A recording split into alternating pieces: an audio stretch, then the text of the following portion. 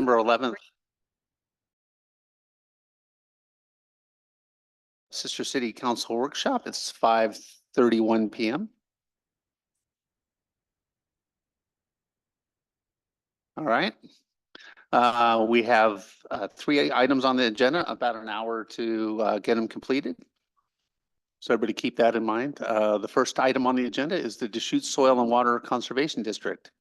Aaron Kilcullen, excuse me.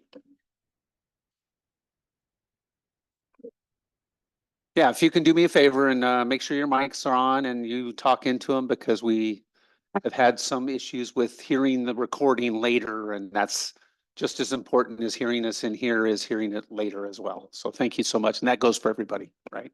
Yeah. Well, hello, everyone. Thank you again for having us and fitting us into your schedule. My name is Erin Kilcullen, and I am the district manager for Deschutes Soil and Water Conservation District. And I'm James Warren. I'm on the board. I'm the co-chair and I'm the director of District 4 Alfalfa. And I will be sharing a presentation. And the goal of today for my role is I would just like to educate you about who we are and what we do. And then I'm going to pass it over to James, and he's going to give you a little bit more information. Let me share my screen.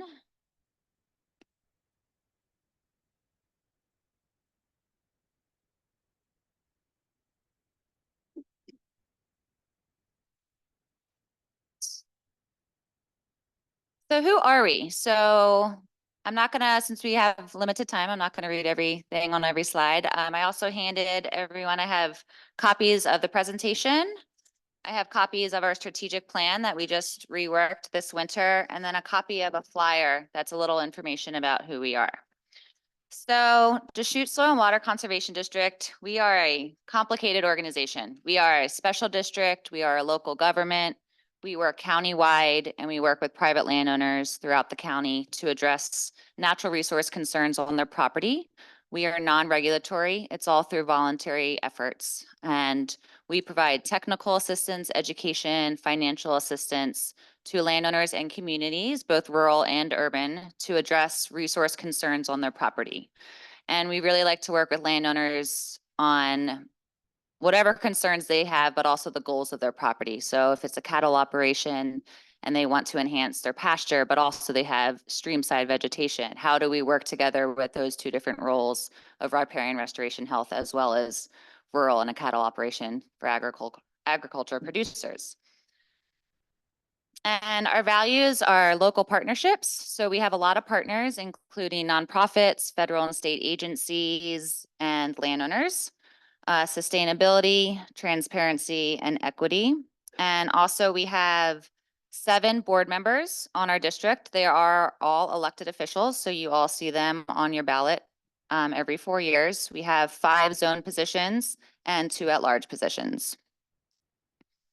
So here's some of our visions for the district and Deschutes County. So we envision clean, healthy, and abundant water resources, healthy soils, wide use and management of rural lands, citizen stewarding natural resources, urban and rural communities through green spaces, renewable energy, pollinators and wildlife. And then we also envision nourishing local foods, outdoor natural spaces, drinking water, and benefits to all residents.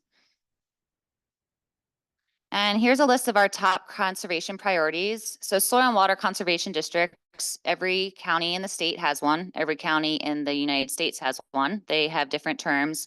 We were all created during the Dust Bowl, to give a little history, in conjunction with the Natural Resource Conservation Service. And it started to help agriculture producers and farmers with soil health during the Dust Bowl. But here we are, 2024, and a lot of counties are very urbanized.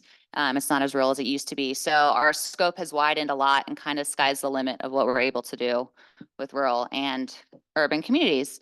So a lot of the work we work on is forest health and wildfire risk reduction, water conservation projects, soil health, regenerative agriculture, watershed restoration, wildlife habitat, education, net invasive weed management, and urban agriculture. So in Sisters, currently and in the past, we've done some great work. Currently, we're working with the Sisters Community Garden and we're doing educational workshops for their gardeners. And then we're also providing funding because they have to move spaces. I don't think they have designated a new space yet for their garden, but we will also provide funding to help them transport their new garden to that new space through new garden beds once they move into that new space.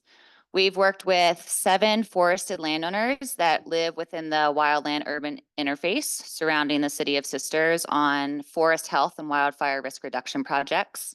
And then I'm also currently working with landowners that live along Indian Ford Creek.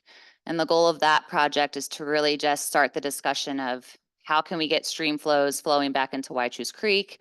How do we work with the noxious weed of reed canary grass? So we have about 15 landowners, including Black Butte Ranch, that are on board to start pursuing additional projects to start restoring Indian Ford Creek. So that's specific to Sisters. And here's just some quick numbers. I started it back in 2020. So the numbers you're seeing today are 4 years, in the past 4 years. So we've spent about $772,000, and that's on getting projects on the ground, 76 projects treating 486 acres. And you can see it's kind of dispersed through a lot of different avenues. A big project we worked with was irrigation water management. So there's a lot of flood irrigators throughout Deschutes County. So we helped them convert their flood systems to sprinkler systems to make it more efficient. We do a lot of educational workshops for irrigators throughout the county. And like I said, forest health, all of these projects were surrounding the city of Sisters. So in these pictures, you can see before and after pictures of what they were doing, what the treatment was on their property. And urban agriculture, we've worked with school gardens, community gardens. We have a native plant sale. We're pursuing additional grants to work more on composting with cities and the county and making it more accessible for the urban environment. A lot of the multi-dwelling units aren't able to compost food scraps. So how do we make that more available? And how do we get compost from the landfill back onto the land? That is a big dilemma as well in Deschutes County. So those are projects that we're pursuing with the urban environment, as well as removing grass and doing native vegetation, getting rid of sprinkler systems and making them drip kits. So water conservation as well for the urban environments. And then I'm going to hand it over to Jim for the last part. Thank you. Hi, thank you for having us. I'm just going to do here. Now, what Aaron said, it looks like we've did a lot of projects around here and we've done a few. And what we would like to do is a lot more. Get a lot more projects on the ground to help manage our natural resources because I'm a 4th generation Central Oregonian and I have seen our natural resources deplete year after year after year. Now, we have got to get some more projects on the ground to try to help people manage their resources a little better, so we can keep the Deschutes River flowing. Like she said, get water back in the creeks, do some juniper removal, but we would really like to do some more forest health, wildfire reduction risk, and our current budget, we rely on grants only, and they're getting fewer and farther between. So what we proposed is we put a tax levy on the November ballot, and we are going to ask for, it's measure number 9176, and we're going to ask for 6 cents per thousand of assessed property value. Now, in Deschutes County, that's going to cost the average homeowner. We went to the county tax assessor. That'll cost the average homeowner about $14 a year. And that will help us get many, many more projects on the ground. And that's what we're looking to do with any monies that we get, is we put that money directly onto the ground with projects. And like Aaron said, we work with private landowners on a total voluntary basis. So we're just out looking for a little bit of support for this measure. By voting yes, you're assuring Deschutes Water can serve Deschutes County by maintaining conservation programs. The Deschutes Soil and Water District is currently funded through short-term grants. So we have just need to have a reliable budget to be able to go to landowners and, you know, provide them with the assistance that they need.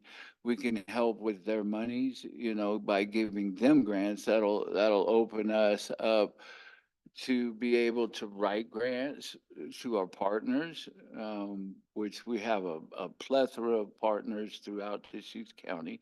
And it will enable us to help many, many more landowners in Deschutes County and help us maintain our natural resources for future generations to come. And I would just, like I said, we're looking for some support through our city councils throughout the Deschutes County. And, you know, we'd appreciate if we could get some support from you guys. And that's why we're here tonight, is to ask maybe for an endorsement or just a little support. Okay. So you're a special taxing district under the state of Oregon Yes, rules, Yeah. but you don't have a tax base. we don't. So we have the statute to do it. Yeah, yeah, There's about yeah. half of the state as. I was soil on the water board of a district. special district for 13, Okay. so. Yeah. So my one question I would want to know is approximately what do you think you'd be able to raise a year with this particular tax rate of 6 cents?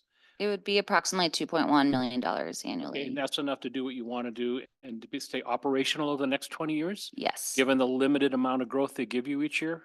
yes. I 'Cause think it's it real could, hard to get rid of that and get a new one in. yes. Just ask SPRD. And Yeah. so I just want to be sure that this measure is adequate to meet the needs of your agency and of the county and the citizens over the long term, not just the short term. Because I think there's always a tendency to try to go lowball a little bit to make it more palatable, and then it comes back and it bites you in the ankles. Right. Yeah, I appreciate Thank you. that, That's Gary. just curious. Yeah, thank you. Did I hear you say that about half the counties have a tax base? Throughout the state of Oregon. I'm not sure of the exact number, so I know not every state's different, so I'm not sure if this is a countrywide availability, but throughout the state of Oregon, I would say approximately half or less have tax levies for soil and water conservation districts. Eastern Oregon? No, I would say they're mostly Western Oregon. Yeah, when I would go to the special district conferences, the people with the money tended to be from the valley. Folks like you kind of came in and did what you could do. Yeah, You know, on a so shoestring. And I don't mean that unkindly. No, You know, Yeah, I so I do know Wheeler or Wasco County is one of the eastern counties that does have a tax levy. And I know that I think our capacity currently is 3.5 full-time employees. And so this money, in addition to getting money on the ground, could leverage a lot more money as well, which could get additional projects on the ground is our hope as well. I need to get- Mhm. Well, you would make life more palatable for all the sisters residents if you had more funding, because we're all concerned. Oh, sorry. I just do it. Okay, I got it. Because we're very concerned about the Waichus Creek and the chances for wildfire and all the things that you're talking about, and water and everything else. So I don't know that we will be taking a group action, but you would have my individual support. I'm very excited that you have this opportunity. I appreciate that, Andrea. Yeah, and I think at this time we knew that we probably couldn't get the formal, but we'd be happy to come back and discuss more, or you can give me a call any time of the day, Jim a call any time of the day. All of our information is on our website, which is all on here in the strategic plan. Got it? Thank So please reach out with any questions. We are happy to discuss this more. What's the number of the measure that you have on the ballot? It's number 9-176. You offer a statement for us? Yeah, we're. Did you offer a statement for us of support that we could think about later and determine later? if we want to. I have- Oh, no, yeah. Yes, I have one, Okay, with, I don't have it right here, but it's out of my, but you could email it to us. No, he's in his truck. yeah. Unless you want him to drive the truck. Oh. Well, maybe you could leave that with Rebecca then. Yes, Okay. ma'am. Yeah, okay. So, kind of a follow-up question. There's a lot of landowners out there that are having, trouble with their wells drying up. Is that is that a type of assistance that you guys provide? I know there's, been talk at the legislative level and the state level about, helping some of these people re-drill. The prices of doing that are high, 50,000 Mhm. each, if not more for some of them. Is that something you guys help with? Is that a particular thing that you guys do? We don't currently, and I think the reason why is a lot of our work has to address a specific resource concern versus if you're, and I understand it is a big resource concern, they're not reaching water. And I think it's harder besides an irrigation system above ground to tie that to a natural resource concern versus maybe it's an antiquated well. There's a lot of different variables, but I do think that that's an opportunity that we would love to discuss as a district with our board to pursuing that, because I know that the county offers some financial assistance to that as well. And wells going dry it's more than just a water issue. I think there's a lot of different factors that could come into play. So that's Oh, definitely absolutely. something we would love to discuss further. So Yes. Oh, go ahead. ma'am. No, go ahead, please. Oh, I was just gonna say, I'm one of those unfortunate, people that had their well go dry. And unfortunately, our current well couldn't be re-deepened, so we had to drill a whole new well to the tune of $70,000. Ouch. Yes, Right. so we took a big hit on that one, so. So unfortunately, a statement of support, I don't have a problem with doing that, but it would make the voters pamphlet because that's already been printed No, yeah. or gone to print. Mhm.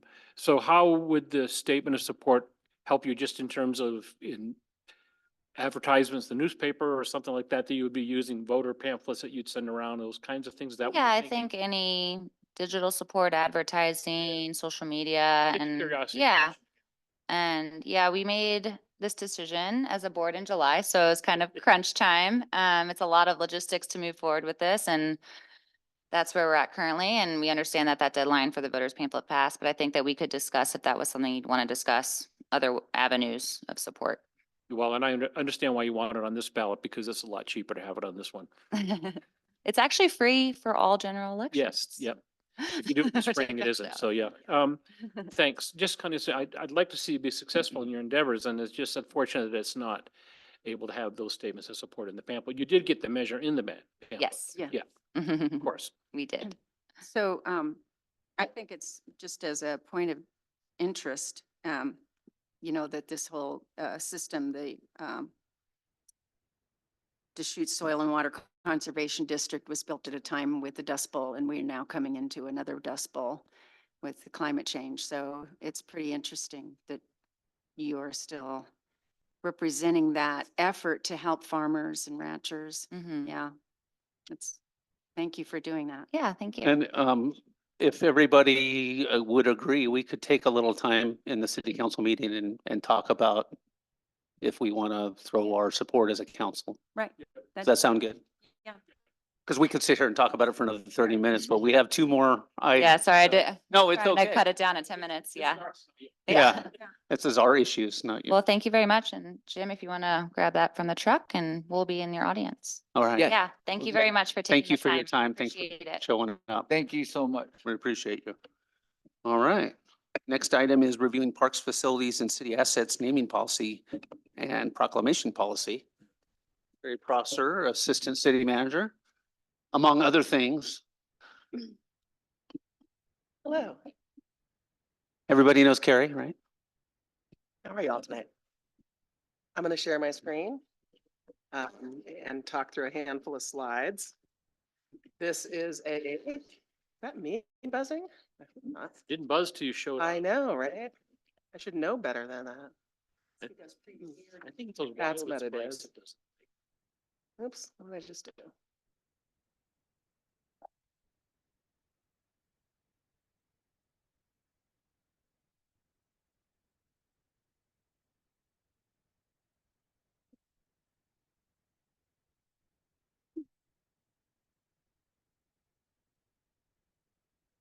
Let me see what I'm gonna put. We're kind of getting it, okay.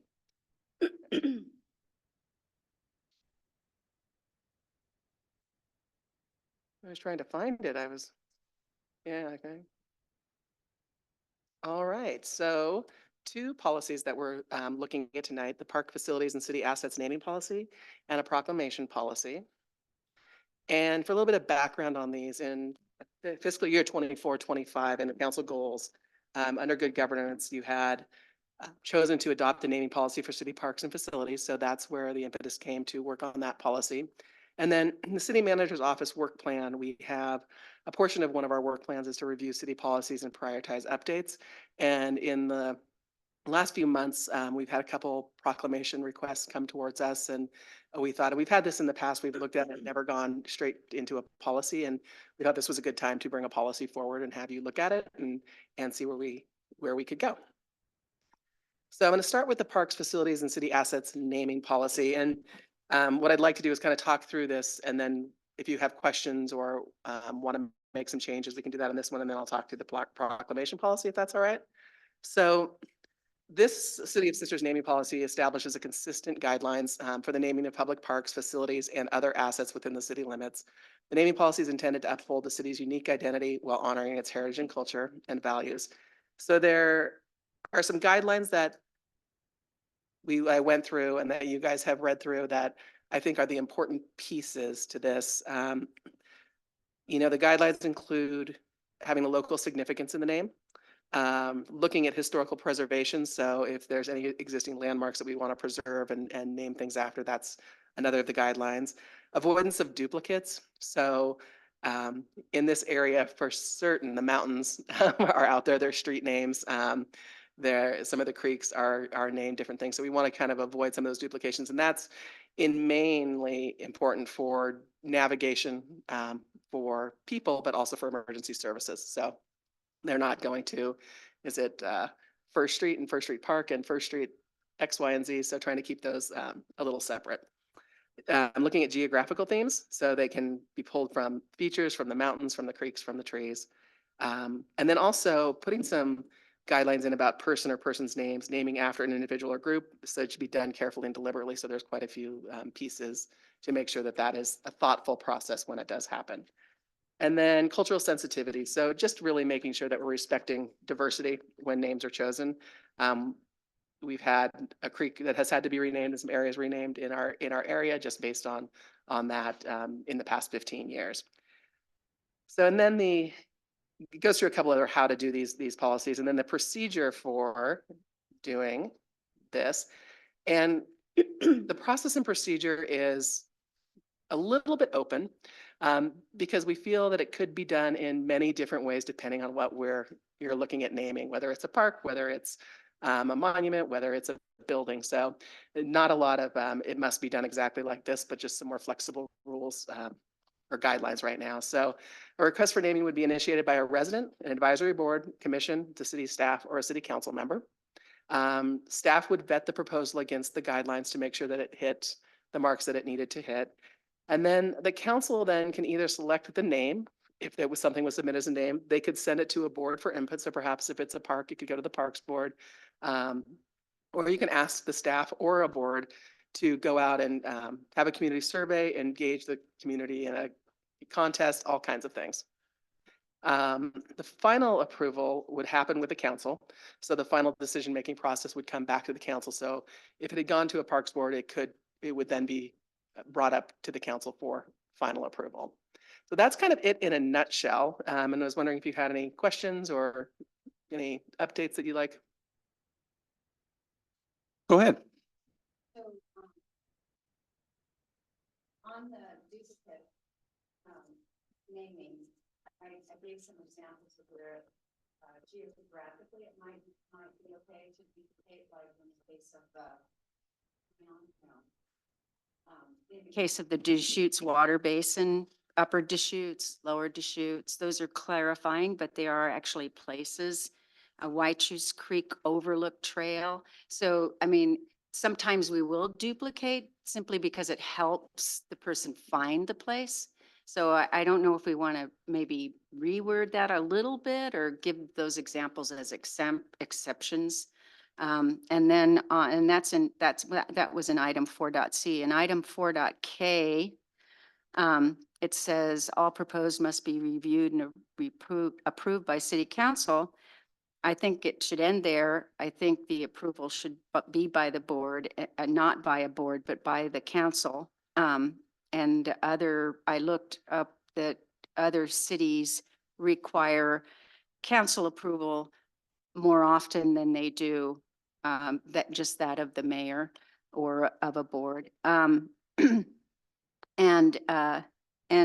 so I'm hoping that we would consider that on number 4.k. And then along with the above thinking, forward their recommendations to city council for final decision. I think that should be added, item 5.h, to forward their recommendation. It's already there. 5.h is already there. It says forward the recommendation to the city for final decision. So it kind of doesn't make sense when 4.k says that a board could also approve it. So that's all I have for that one. Yeah, I kind of like the way you have it, and the reason I say that is I think I like the flexibility of the council to go, hey, let's have the public pick it, or let's have a board pick it. That way we can, if we're happen to be really busy in a 2-month period, maybe we can either delegate it, or if it sounds really fun to have a contest or something like that. I think I like the flexibility that you've given in this. So I can clarify maybe that a little bit more because it does actually contradict itself in here, what she brought up, is Yeah. that one says the council will and Yeah. one says the board might. And I feel like in the end, the council will Mhm. bless, vote on a Sure. final piece. Yeah. And I think it's easy to pull out the designated board responsible because I think you can already pass it to a board. Yeah. In that way, it's in the upper pieces. It talks about being able to Yeah, assign it out. that makes sense. I think it's an easy amendment if the council is in alignment, is to take out or a designated board responsible for, then just rewrite that K. Yeah, If that's a head nod for that. I'm okay with that, yeah. And then H covers the council piece. Yeah.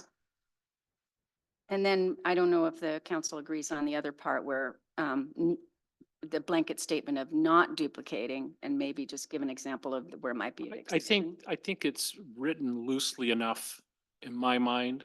Okay. Should not duplicate or closely resemble existing, but it doesn't say they can't. It Right. should not. And so Yeah, that's what I I- was gonna say. I think yeah, I there's think enough it's- flexibility if something unique came up that we went, oh, but this is absolutely perfect. the Creekside Park Bridge over the Creekside Park to the Creekside Campground Bridge bar. Yeah. But, you know, I'm just saying that, I think that there's enough Okay. leverage in there. I think that within this policy, this is a new policy for us. And as always, we can try it on a naming process and we might go, oh, there's some real, pieces in there that don't work for what we're after. And because it's not an ordinance, amending this by a resolution is a fairly easy process. So I think it's a little bit of why it's somewhat loose is to allow us to test it on a few things and see how it So the party bus roundabout still has a chance.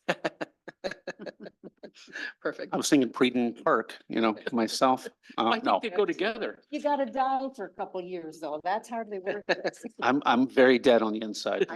Believe it. So moving on to the proclamation policy, and we have not done a lot of proclamations throughout the years. Mostly it has been the Arbor Day proclamation every year, which we need to do to stay a tree city. So proclamation policy establishes consistent guidelines to help the mayor and city council decide on proclamation requests. It ensures that proclamations reflect inclusion and respect for all people and groups, and that proclamations do not take sides in political, ideological, or religious matters. And this is a little cleaner and ambiguous at the same time, because the mayor at the end kind of does still have to make a decision about what things are or not. But as far as the guidelines go, the requests need to be submitted to the city manager's office in writing at least 30 days before they'd like that proclamation to be read. City manager's office, whoever's taking care of those, will review and make sure that pieces are in line, and if not, go back to the people and get what they need and then bring it to the mayor. The mayor reserves a right to approve, amend, or deny all proclamation requests.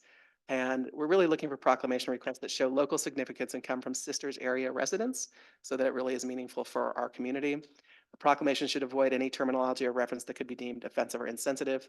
And then proclamation should not be affiliated or associated with any political, ideological, or religious matters. So the way that that works, kind of that was the line out of how it might work, but the process is a request submitted to the city manager's office. We review that request. It's forwarded to the mayor, and then the mayor approves the proposal, and there's a formal presentation of the proclamation at any city council meeting. So there's still some room there. We had kind of tossed around the idea of why doesn't the whole city council look at something like this? And in part, that would be because we would have to bring it to a council meeting prior to the proclamation being approved, which could get a little time sensitive, could get a little messy. So, I mean, it's up to you what you'd like to do, but The only thing I'm not worried about Michael. I'm worried about the next mayor, the next mayor, the next mayor, 'cause that's what we do with these things. But I'm wondering if it should be the mayor and the council president. we Receive, talked so we about have that. two sets of eyes on it. And in the end, it's the mayor's proclamation, but I think that having two sets of eyes on it Yeah. just allows some discussion between the two individuals that keeps it at the number that you can have that discussion. And so that's just my only thought. But I'm okay with it, even if it isn't. To be blunt. And to be honest, and a lot of people don't know this, but I meet with the council president regularly. So, and I think that, and I would certainly mentor future mayors to continue to do the same, because I think it creates a continuity between us.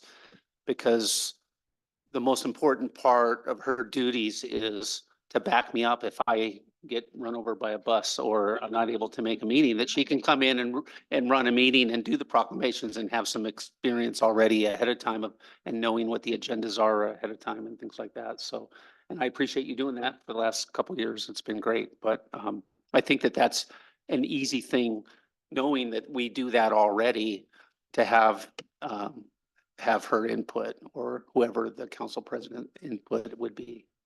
So I'm good with that. Head nod. I was wondering, are there ever proclamations that are not date sensitive?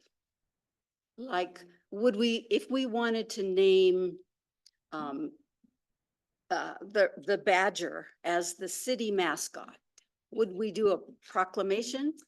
You'd probably do a resolution and you could do a proclamation as well. I guess as far as time sensitive, the one example that was a year, but the 75th anniversary proclamation held through the whole year. And we did do that proclamation.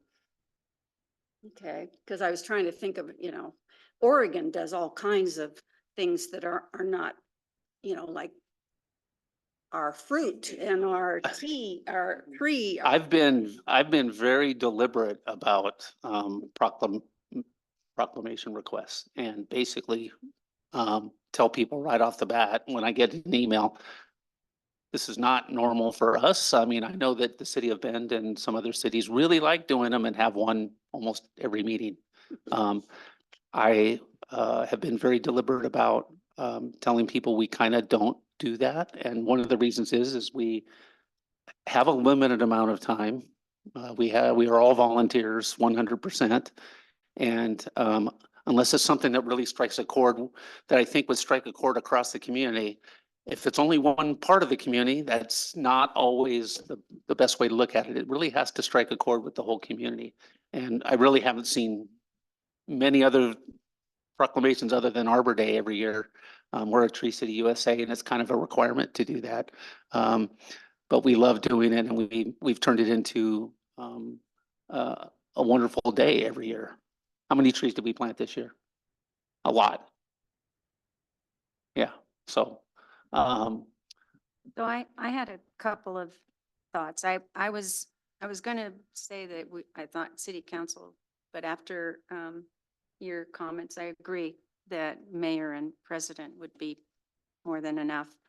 But I felt that the objectives listed were really content constraints.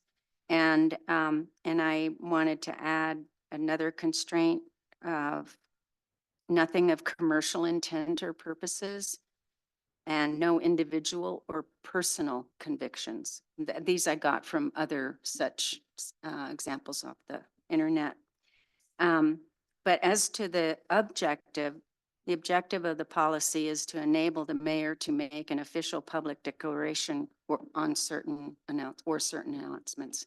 And that's something, again, that's taken off of other cities' proclamation statements. So take or leave those suggestions. Does that preclude us from getting a sponsor like Safeco Park or something like that? I don't know.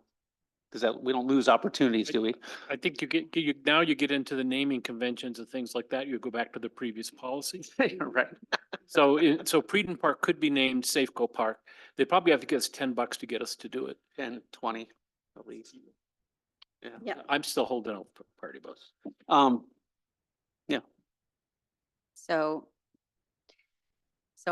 So again, my two suggestions were that we make it clear that the objectives are actually content constraints and add 2 more content constraints, and that the objective is, as I stated, the policy is to enable the mayor to make an official public declaration or certain announcements. Those are my 2 suggestions.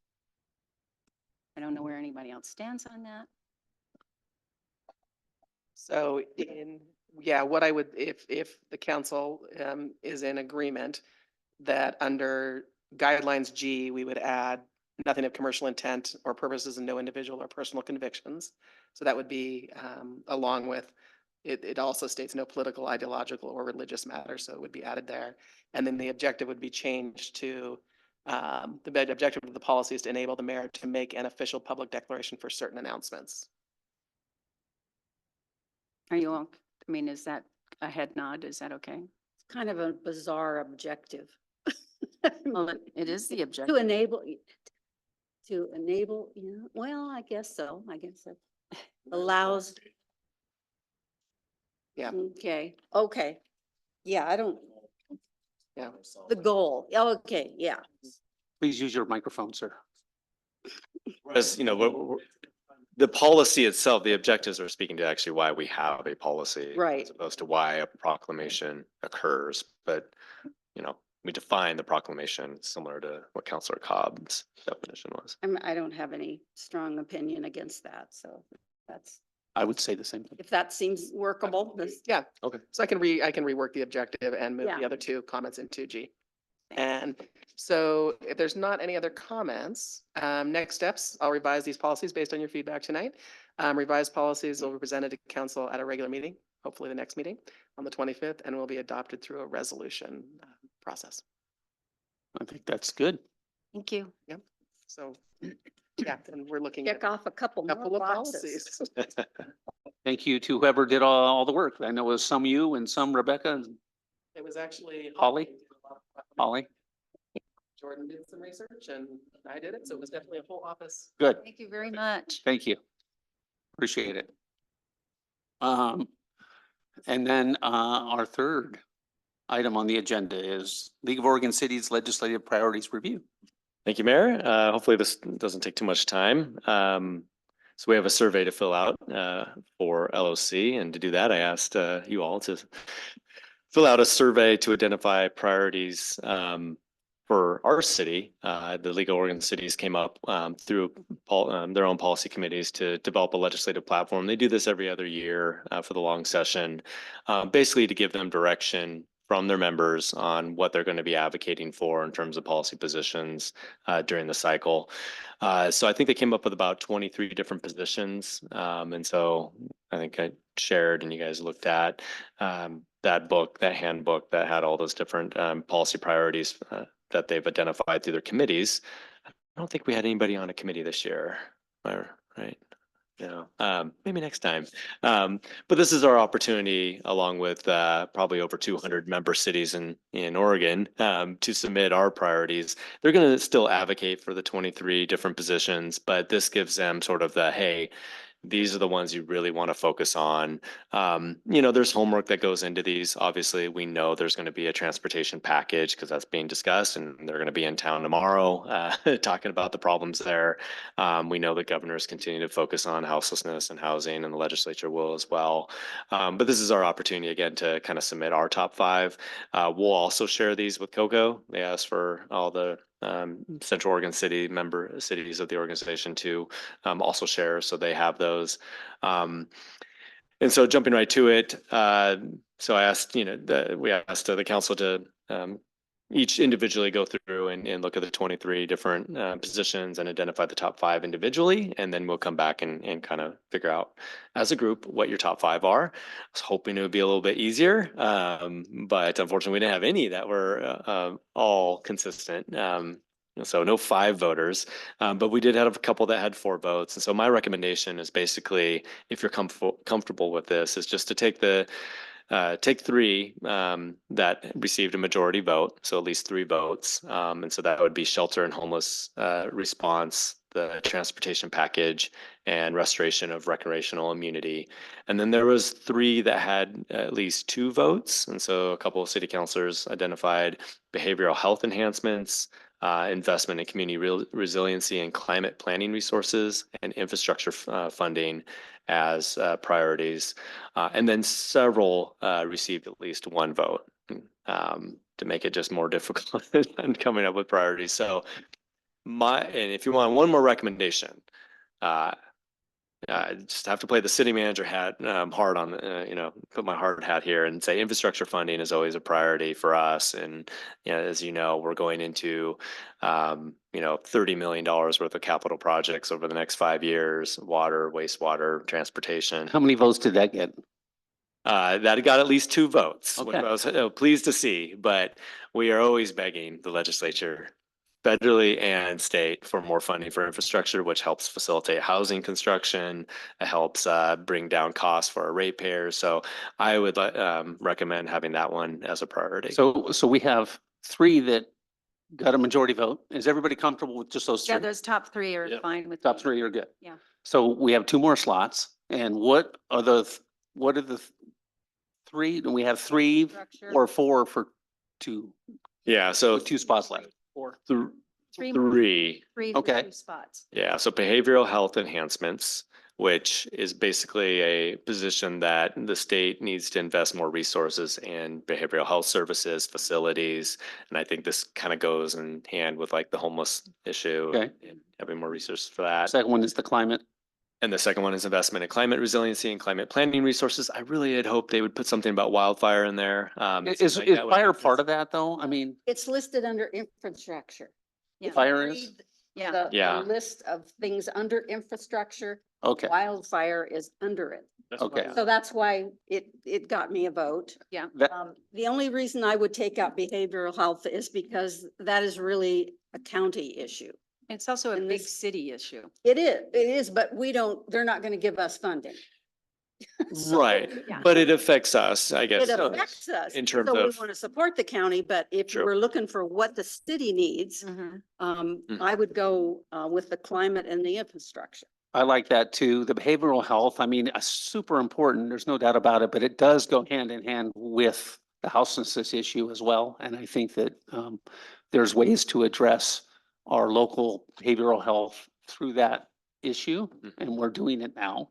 And I think we can continue to work that issue that way That's as number well. 1, and that's number Yeah, 1. so I'm okay with the climate resiliency, and I was totally disappointed that I didn't see the word fire anywhere in there Yep. except for as a subheading in infrastructure. I think that And I that was a weak thing for LOC to do. I gotta tell you, with this season we're having and the smoke that we've had 4 out of the last 5 years, I think it's just weak that the word fire didn't show up in a top heading somewhere. So I would pick infrastructure. I think that's. And I would say that too. And when we return this in, say, these are the 5 of the ones you gave it, but in reality, wildfire resiliency, it would have been our number 1. Yeah, when you, All by itself, when you Yeah. start talking about climate, we wouldn't be here with Yeah. these fires without that. change. right? And I think it's worth kind of throwing that in when you put it forward to LOC, because I think you're gonna have a little more interest in that from the valley, given that half of Lane County is burning right now. Mhm. And, you know, they've got the same kind of fire problems down there bad like we're having here. Yeah. And nobody thinks about that when you think about Yeah. that side of the Cascades, but they're having some So- issues. So it looks like we're getting a 2-for-1 in that regard. It's infrastructure and fire. But yeah, I really like the idea of emphasizing to LOC and we certainly can do the same thing with Cocoa and just say, hey, look, we want the whole infrastructure thing highlighted, but the fire issue, that was kind of a miss. Mhm. So Yeah. Could always advocate on our own behalf too. I mean, absolutely. yeah, And I think we should. Five. What's that? Yep, he's got Yeah, the I 5. got 5. Well, Sorry for for behavioral health. Place-based planning, I have no idea what it is, but it just sounds like something. Sounds good. How We're- did you get it? We're for Cocoa, we're doing that in the water arena. So we're working hard on that still. Well, as I well. can see my ones in here, but that wasn't one of them. Yeah. Okay. Well, thank you. That's Thank- great. that was easy. Got him. Yep. See, it Appreciate was easy. Yeah. Okay, we've got 15 minutes. Do you want to do any updates or do you want to just? Oh, I wait could for the- talk for 15 minutes. Oh, before you- we do that. Nope. No, not that. Sure. I'm happy to do staff updates right now if you. Yeah, we could do it now and then. Yeah. Yeah. Yeah. Oh, I can rattle them off, ask me questions. ahead. But yeah, we'll take care of this. Staff can go home after that. They really like it. Well, I'm going to do it on their behalf. I do that once a month for them, so that. I tried, they can guys. Sit back there and look pretty. So our roundabout art, we have the call for artists closing on Friday. So far, I think we have 13 submittals, unless any more came in today, but 13 so far, probably a handful that are good.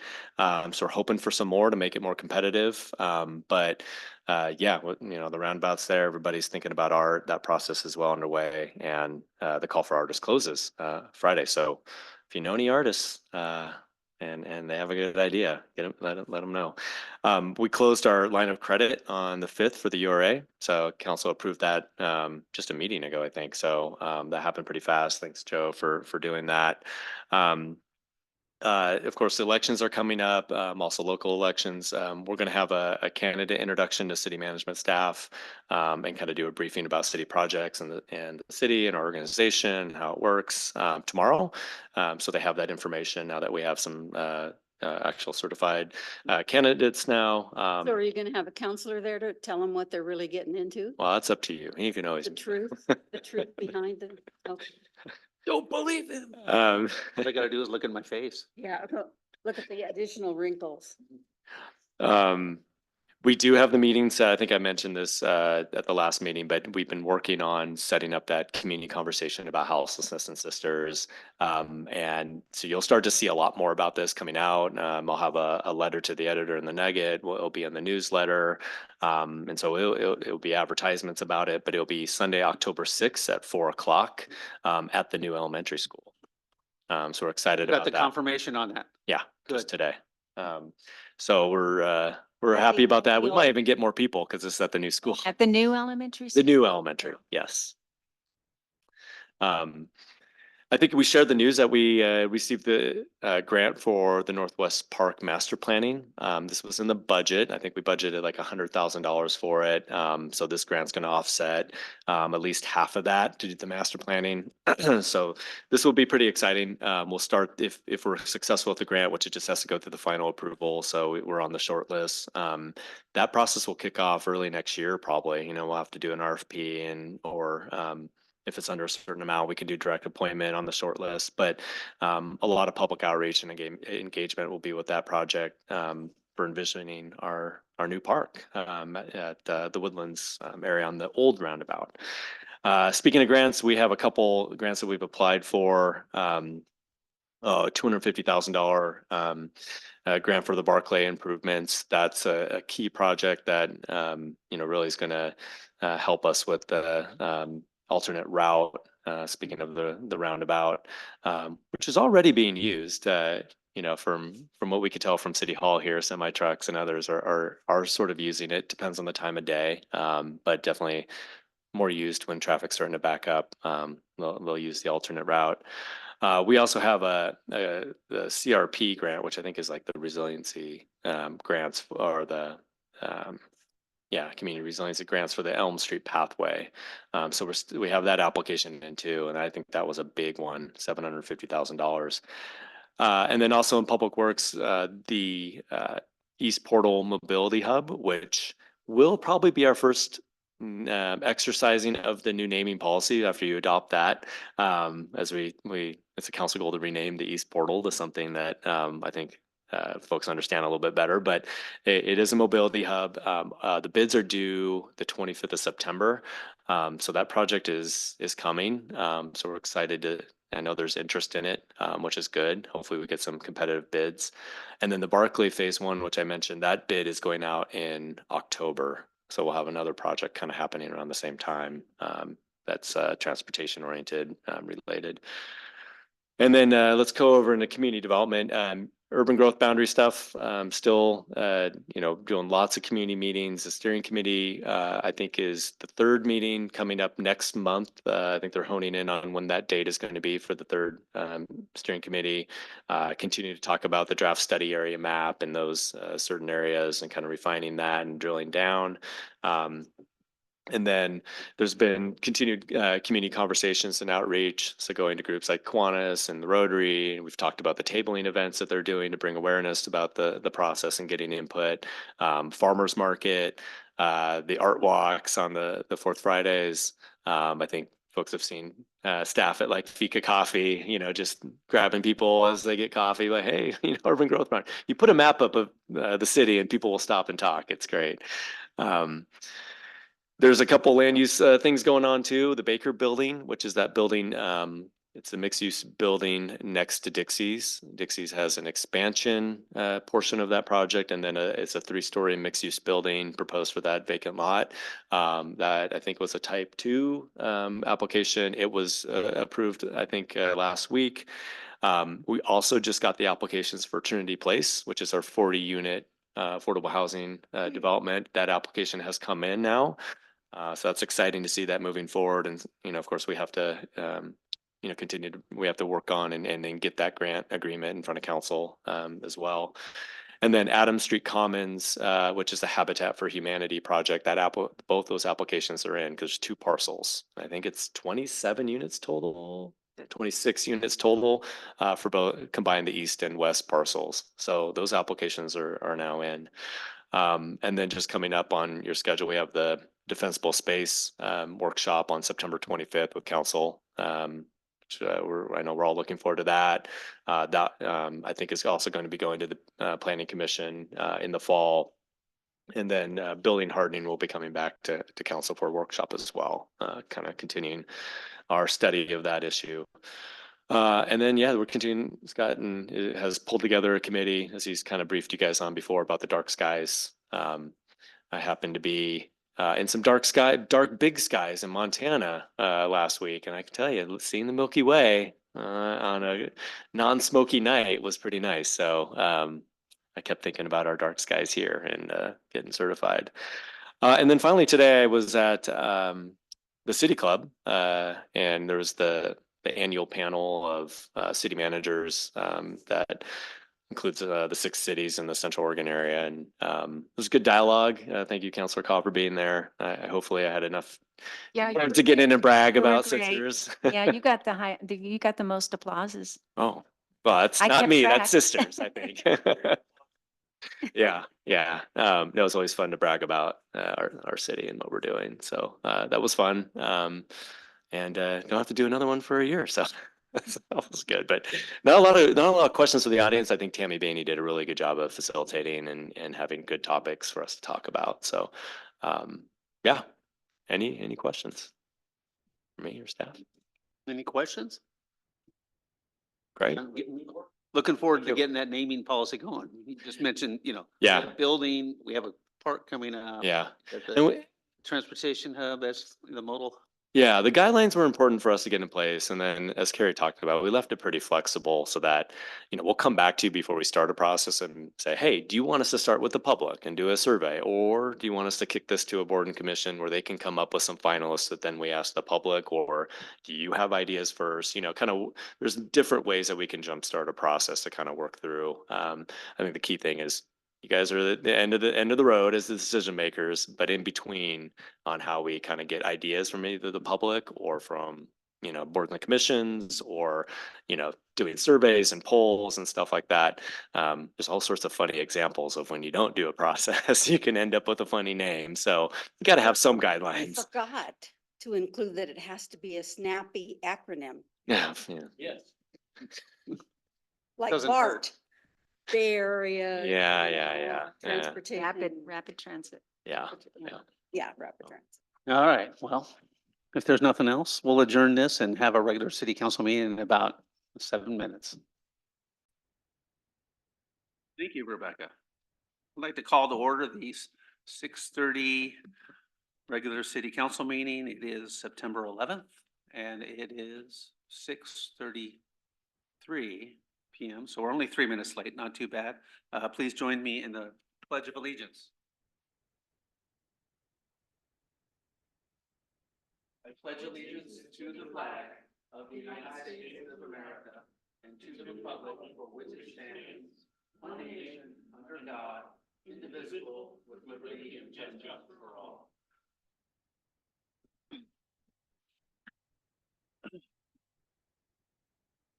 All right, next up is roll call. Rebecca, please. Mayor Pruden, I'm here. Council President Blum, Here. Councilor Ross, Present. Councilor Cobb. Here. Councilor Letts is not with us tonight. She's in her thoughts. Yes. Next up is the approval of the agenda. I would move approval of the agenda. Second. We have a motion and a second. All those in favor say aye. Aye. Okay, that was everybody. Next up is visitor communication. If there's any visitor communication about ordinance 540 or short-term rentals, please hold those for later. There will be a public meeting in session for that. But if there's other communication, we would love to hear it. Yes, Doug Maines. Doug Maines, right up here to the podium. If you could hit the button. Little light will come on. And you have, Red light. Okay. I live over in Timber Creek and my access to Locust Street is off East Cascade. One of the things that I've noticed about the traffic circle, I know Michael mentioned, or Mr. Mayor mentioned, that you'll possibly do a traffic study afterwards. But one of the things that happens is that 20-mile-an-hour sign is pretty much ignored.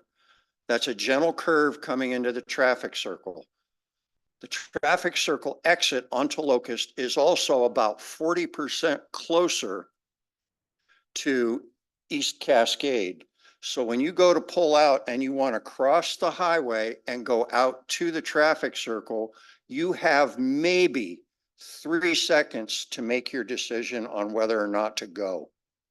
It would be better if the traffic speed was cut down, because most people, it used to be a 90-degree turn off the old highway, and you had to do that just slower. Now you've got a gentle turn coming into the circle, a slight turn going around the circle, and a nice easy swing onto Locust. People are not doing the speed limit, and it makes it exceedingly difficult, exceedingly dangerous to pull out. And I have had issues crossing the street with my dog because I start to cross the street, traffic's clear, people come flying around that circle. And I'm just, it's like this, I hope they stop. Most of them are probably not doing 20. And that's the scary part for me, walking across the street and pulling out. I have a diesel truck, it's got turbo lag. I step on the gas, I go, oh crap, oh come on. And then it goes, boom, and I take off like a rocket. But it's kind of scary doing that. And I don't know what you guys can do about it or bring up with the state. Had the same experience. It's scary. Yeah. Do we need name and address stated for the record? Or is it? You have it. We don't need it stated further. Good. Just checking. Just check. Thanks for your concern. Okay. Appreciate you coming. And I also use that and I've noticed the same thing. Okay. All right. Any other visitor communication? None. No. All right. There's nothing on the consent agenda. I'm a little freaked out by that. Me too. All right. Next up, on council business is a public hearing and consideration of ordinance 540. This ordinance is about short-term rentals. As many of you already know, I am a short-term rental license owner. And so I will be recusing myself from this public meeting. So Council President will take over. Here you go. Here's your gavel. Okay.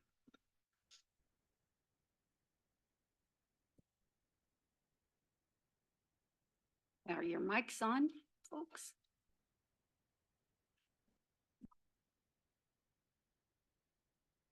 This is are we ready to go? Okay. That's okay.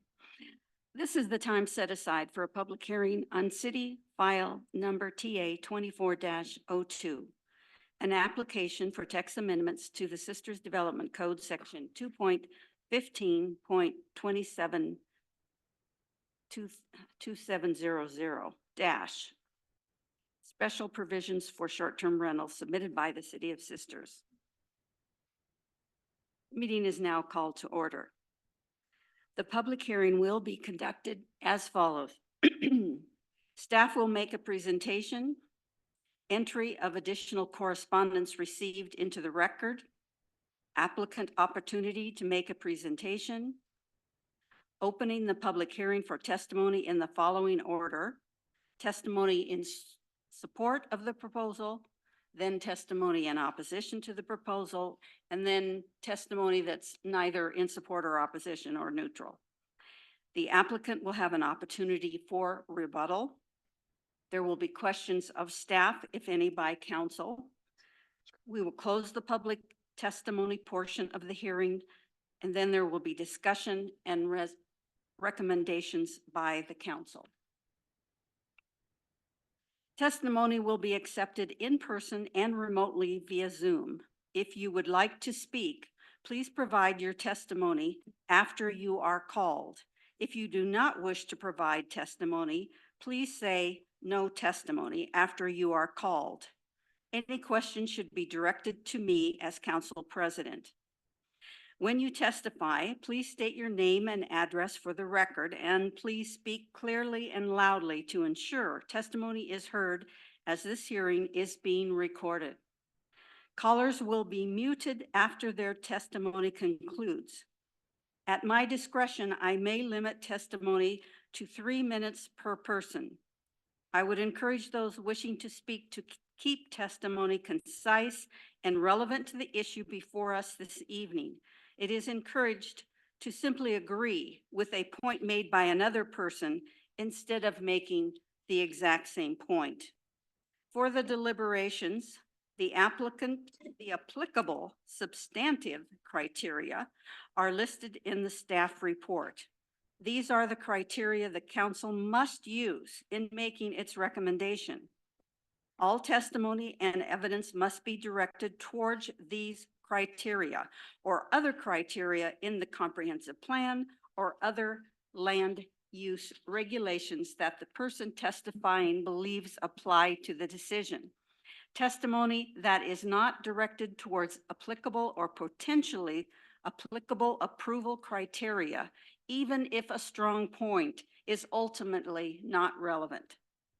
Failure to raise an issue with sufficient specificity, and I got that right, to afford the council and the parties an opportunity to respond to the issue precludes an appeal to the Land Use Board of Appeals based on that issue. Now we'll have disclosures. At this time, I'll ask any counselor, if any counselor has any conflicts of interest. If so, please disclose the nature of the conflict and whether you believe the conflict would preclude you from objectively participating in these proceedings. Does anyone in attendance? Okay. Do you have a conflict? No. No. No, and I do not have a conflict. Does any person in attendance desire to challenge the participation of any member of the council? Any hands up online?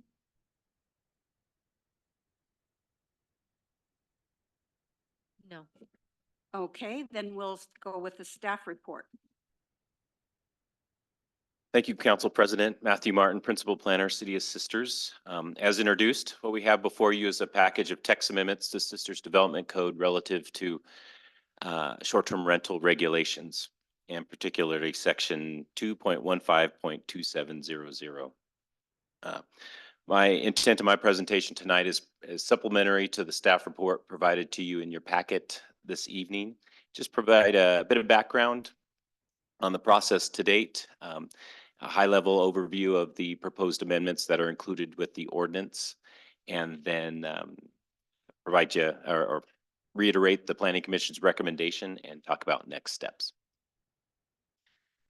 The genesis of this project is a goal set by the City Council to evaluate the short-term rental code language to mitigate adverse impacts on the community.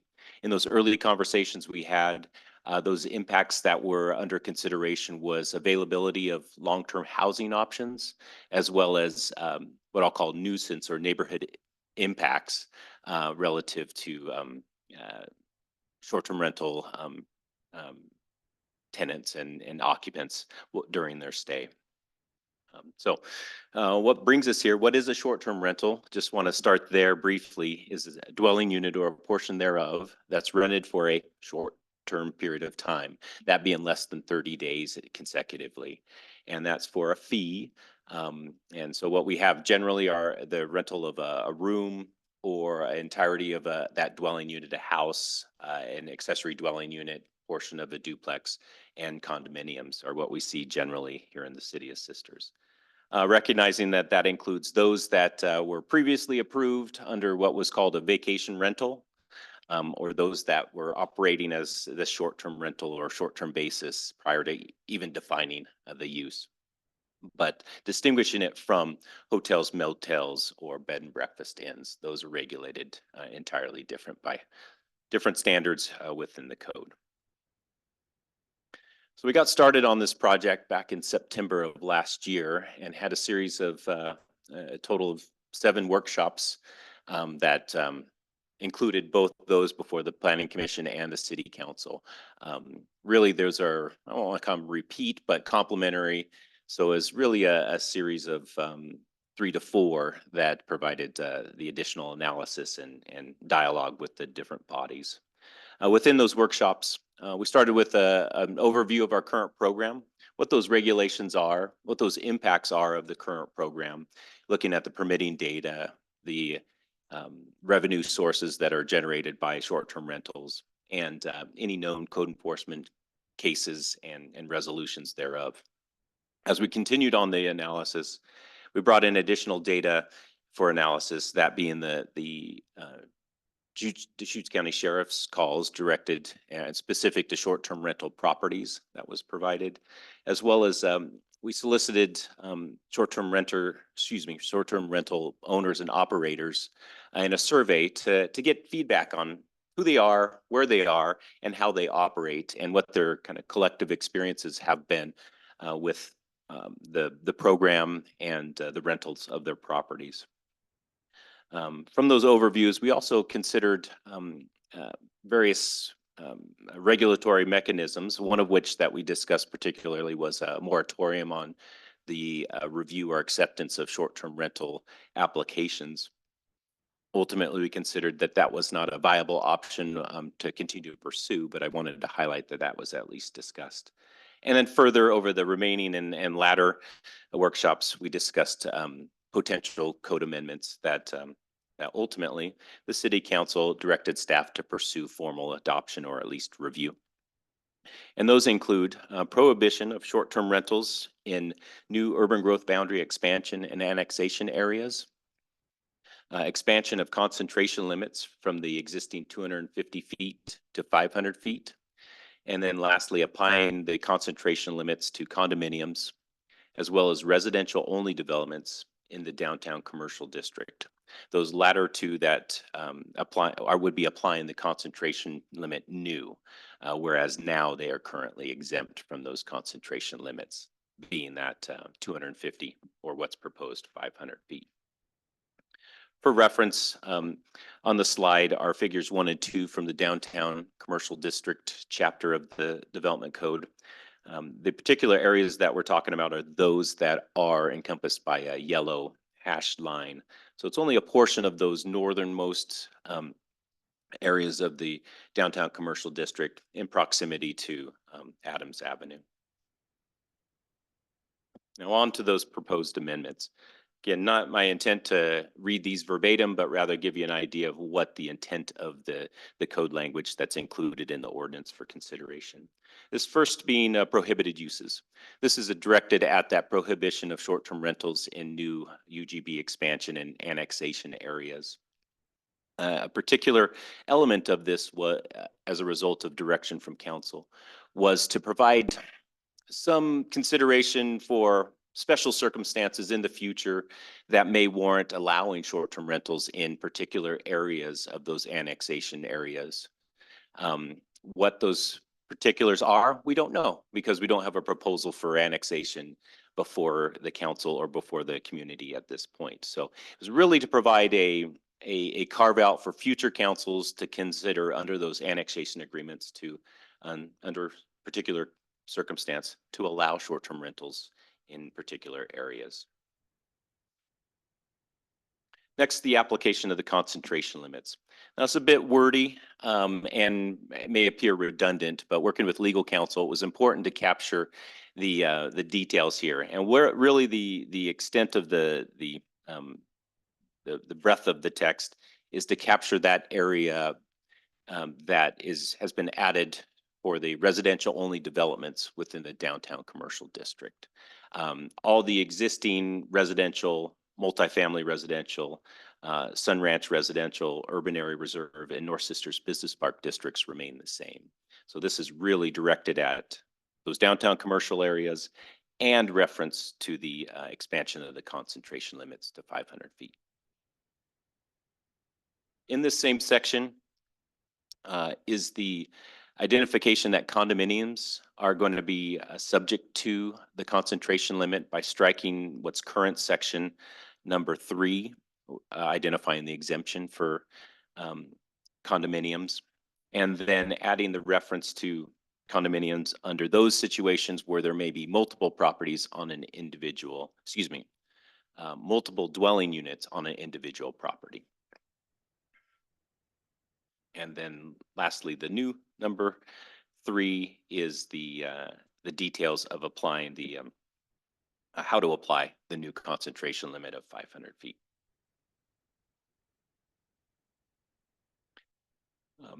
Currently in our code is a limit on transfer of short-term rental approvals. Now, this was adopted in 2018 for any new short-term rentals that were applied for after that time period or after December 28th of 2018. The purpose of this addition is to emphasize that transfer limit and acknowledge that if any new short-term rentals would be subject to a new review, new application, new review, and compliance with these new standards.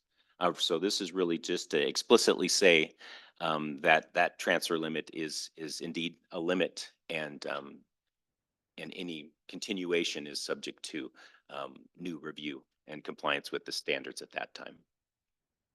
I think we've emphasized this here because this is the first time that the code's been changed since that transfer limit was put into place. And I think that was deliberate to apply that transfer limit for those instances where the code changes. And then lastly, applying to prior existing uses. These are those short-term rentals, vacation rentals, or others that were established prior to what will now be adoption of these new regulations. More or less the non-conforming uses or grandfathered uses, which allows them to continue to operate with valid license approval on the annual basis and compliance with the operator license requirements. but acknowledges that we have a new time frame. You know, originally that time frame was the 23rd, you know, those established prior to the 2018 under the 2013 standards. Now it's this new horizon upon adoption of any new regulations. And again, emphasizing that the transfer limit is applicable to any of these pre-existing short-term rentals that then changed hands. So we met with the Planning Commission on June 20th for public hearing, and at the conclusion of that public hearing, the Planning Commission voted 4-1 to approve the amendments as proposed. The one dissenting a vote did want to acknowledge that was objection to the increase of the concentration limit to 500 feet. In summary, he acknowledged that, or his opinion, that the 500 feet was too much and out of scale with our small community here in Sisters. Now, while not part of the recommendation, the Planning Commission did want to reiterate their interest in the council's consideration of what I've characterized as a hosted short-term rental. That would be where the owner is present on site during the rental time period. A presence where under the kind of premise that if the owner is there, they have a oversight of any potential violations or issues that could be manifested by the rental of the property. I do want to acknowledge that this was previously brought up by the Planning Commission during the workshop process and brought forward to the City Council, and ultimately the City Council considered that but did not provide direction to include it in the package of amendments. But I did make a commitment to the Planning Commission to raise that before you tonight. So what we have before you are the variety of options that I reiterate each public hearing are to continue the public hearing to a date certain, close the public hearing, leave the written record open for a period of time certain, close the hearing and set deliberations for a future date, or close the hearing, deliberate, and come to a decision. And those decision options include approve as drafted, approve with amendments, or deny as drafted. So with that, welcome any questions that you do have. Actually, we will have, ask if there's been any correspondence newly added to the record. Since the staff report was issued prior to tonight's meeting, we have received 4 additional correspondence that were emailed to you previously. I do have printed copies as needed, but I do want to read in that those include a September 5th email from Gray, a September 10th email from Taylor, September 11th email from McKillop, excuse me, and a September 11th email from Berg. Counselors? I've seen all of that correspondence and read it. Okay, thank you. Do you have any questions of staff? So I was under the impression, and I'm obviously wrong, that the hosted STR was going to be something that would be proposed in the new submission to us. So if we were to approve this tonight, can we also discuss a follow-up amendment to add this hosted STR option that would not, that would be excluded from the 500? We can amend, Okay. can we not? Yeah, options include any motion with amendment here tonight, or alternatively, review the amendments that are before you tonight and then give direction as a separate review process to come back through with We could have that discussion during deliberations, correct? Yes. Yes.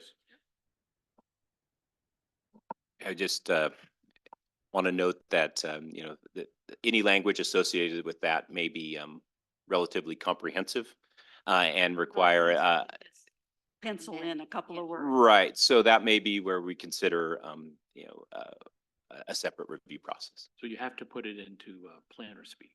Mhm.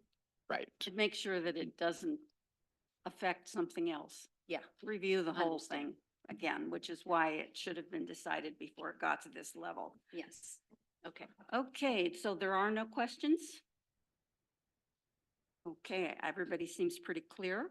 We've been through this quite a bit, so now we will invite the members of the audience to provide testimony. When your name is called, please come forward and state your name and address for the record before proceeding with your testimony. For those attending on Zoom, we will conduct a roll call to see who wants to provide testimony at the conclusion of testimony by those attending in person. We will begin with proponents of the proposal. Charlie Stevens.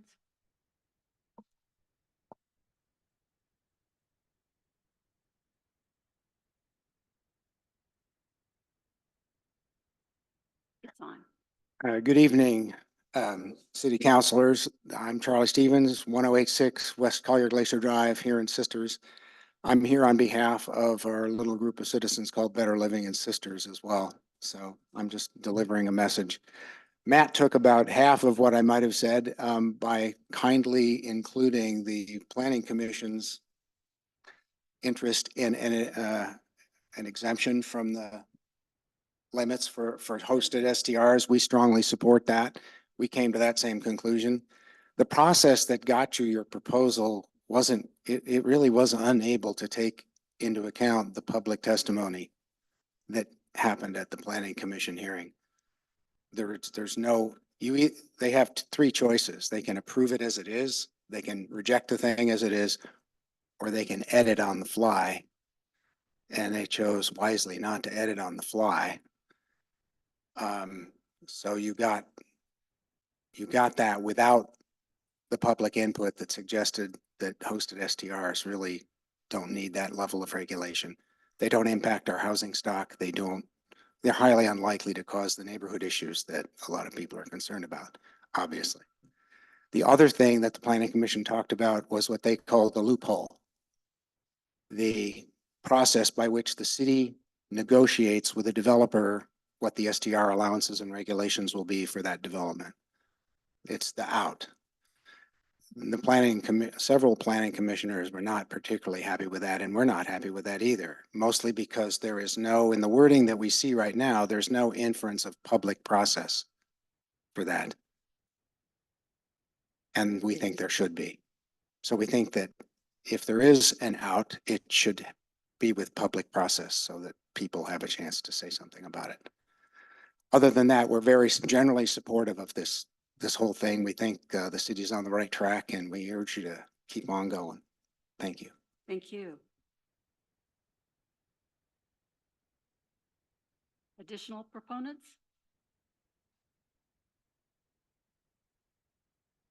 Is there anyone on Zoom who would like to speak to this item?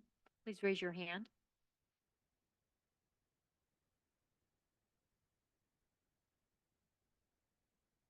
See Colin Campbell.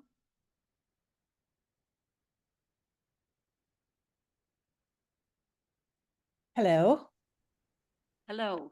Hi, I believe I'm logged in as my son, unfortunately, but my name is Catherine Campbell. I live at 801 East Highway 20, Unit 7D in the Fourth Sister condominiums. And my questions and concerns are pretty much related to the inclusion of condominiums. I think that does not serve the main purpose of maintaining order, since these condominiums, as you may know, were built specifically as vacation rentals. Could I stop you for a second? years ago. We are taking testimony for those who are in favor of this proposal. I should have started with that. I'm in favor of the proposal with the exception of the condominiums. So if you'd like me to reserve my comments for later, I'd be happy to do that. Go ahead. I would just like to see some exceptions for condominiums like this particular group of 28 condominiums, none of which are 500 feet apart. There are 4 units in every building. I don't need to go into this if you're familiar with the Fourth Sister condominiums located between the park and the Sisters Athletic Club. We have 28 units. We have 25 full-time residents. That means we've got that number of owners who bought their properties in order to be able to rent them at some point. I didn't buy mine until last year, so I would not be grandfathered in if at some point, as a permanent resident, I decided that I wanted to either share my condo. They were built, as you may know, with separate entrances for short-term rentals. That was their history. It was a very innovative idea back in the 70s. So I would really like to see more emphasis on particular kinds of condominium associations. And ours was designed to be short-term rentals, either hosted or non-hosted, although that terminology wasn't around back then. And I think that it's going to be challenging for us as a community, which is built around the idea of short-term rentals, to be able to productively sell our condos if we can't sell them as rentals as they were intended. So I think there's just some issues around that, and I would like to see something carved out to exclude condominium associations like ours. I thank you for your time and attention. Thank you. If anyone else would like to speak, please raise your hand.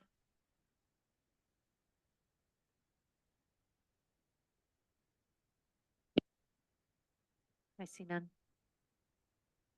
Seeing none, we will now hear from opponents of the proposal. I have none. Is there anyone on Zoom who would like to speak to this as an opponent? Please raise your hand.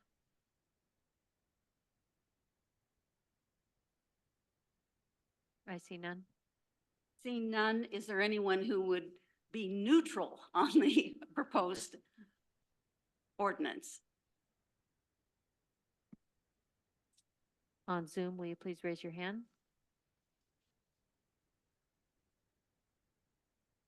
I see none.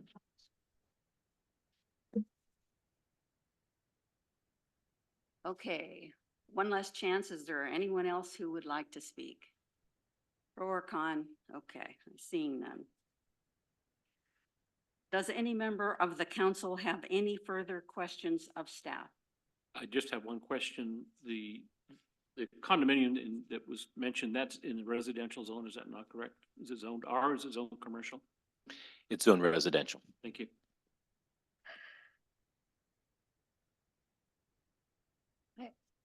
I do have questions about that condominium that was just mentioned, if Okay. it can be answered. My understanding, my slight understanding of the arrangement is they have their own apartment and then they also own a rental near them, because she talked about it being hosted. No, okay.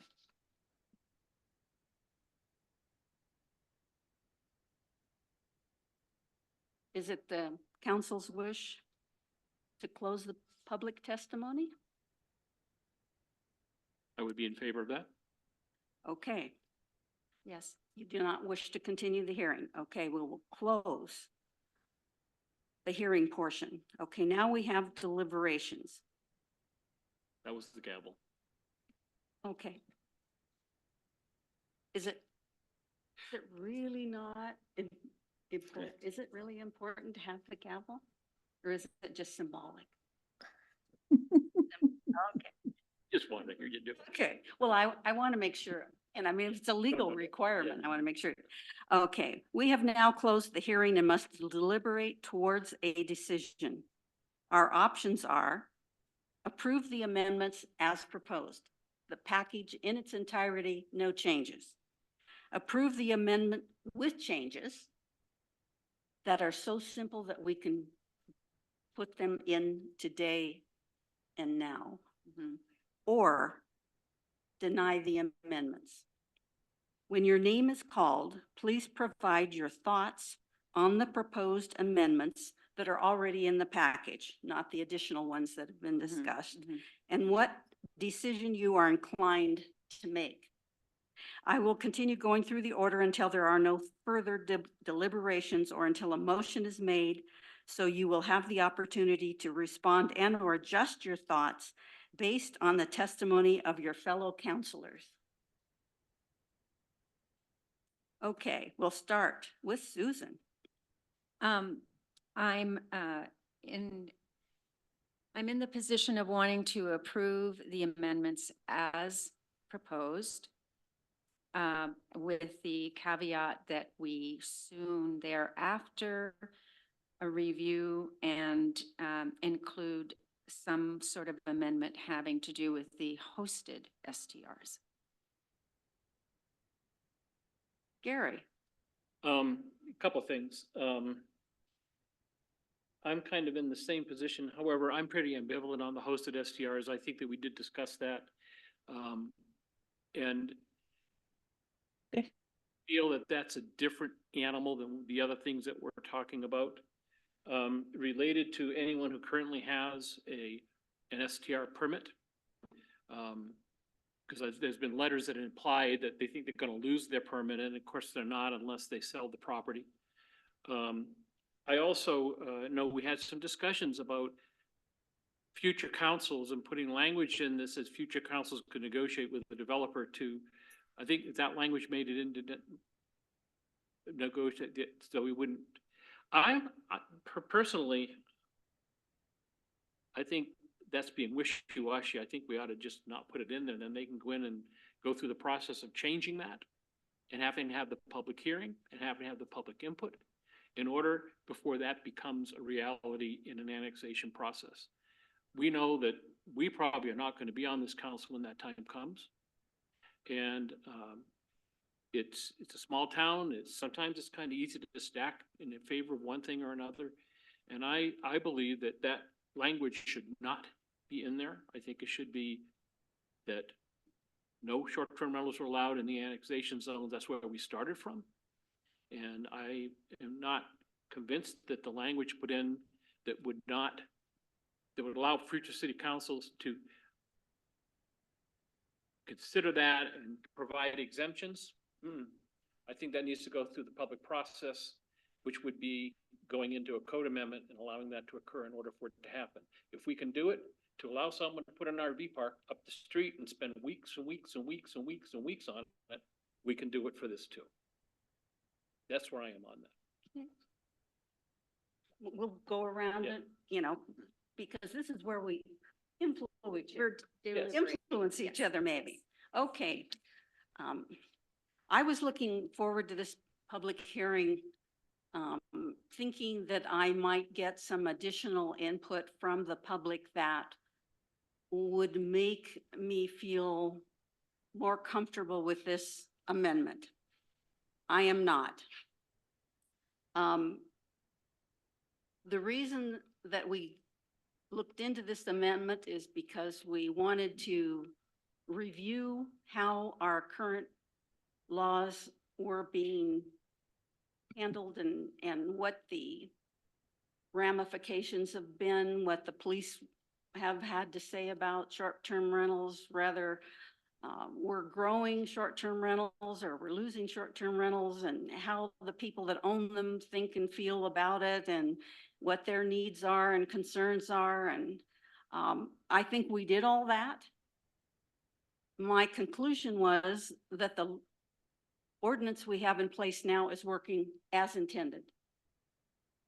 We are not growing our number of short-term rentals in any significant way. The 250-foot limit is working as intended. We don't have a huge or much of a impact from short-term rentals. The sheriff didn't indicate that that's outside of one or two that have been worked with. That isn't a big issue. So I feel that what we intended to do when this ordinance was originally passed is working as intended.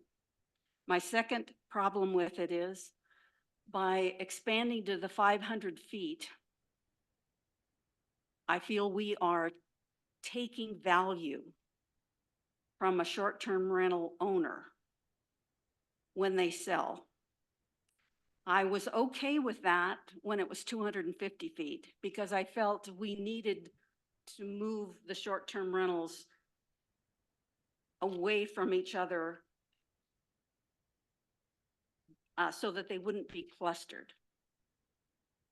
We have, so that when a sale happened, that would take care of it by requiring that a person reapply if they purchase a short-term rental, and then they would not be allowed to have one if it was within 250 feet of an existing one. I think by moving that to 500 feet, we are almost saying, if you have a short-term rental and you sell it, you've lost the value of your short-term rental. And I know that that is a significant draw to people who are buying homes in this community, that are not going to be living in them full time. And it may, as we found in the survey, it may allow them to live here. It's an expensive place to live, and by having the ability to use part of the home or the home periodically as a short-term rental allows them to buy a home in this community. So for those two reasons, I am not in favor of this ordinance. On the issues of owner occupied, I think that that is something that could be looked into. I think that that is very true when the owner is there and you're renting out a room. The likelihood of that being a problem in the neighborhood goes down significantly. I'm not sure that we can come up with language tonight that would take care of that, but I'm sorry that we didn't give that more thought as we were going through. You're responsible for that.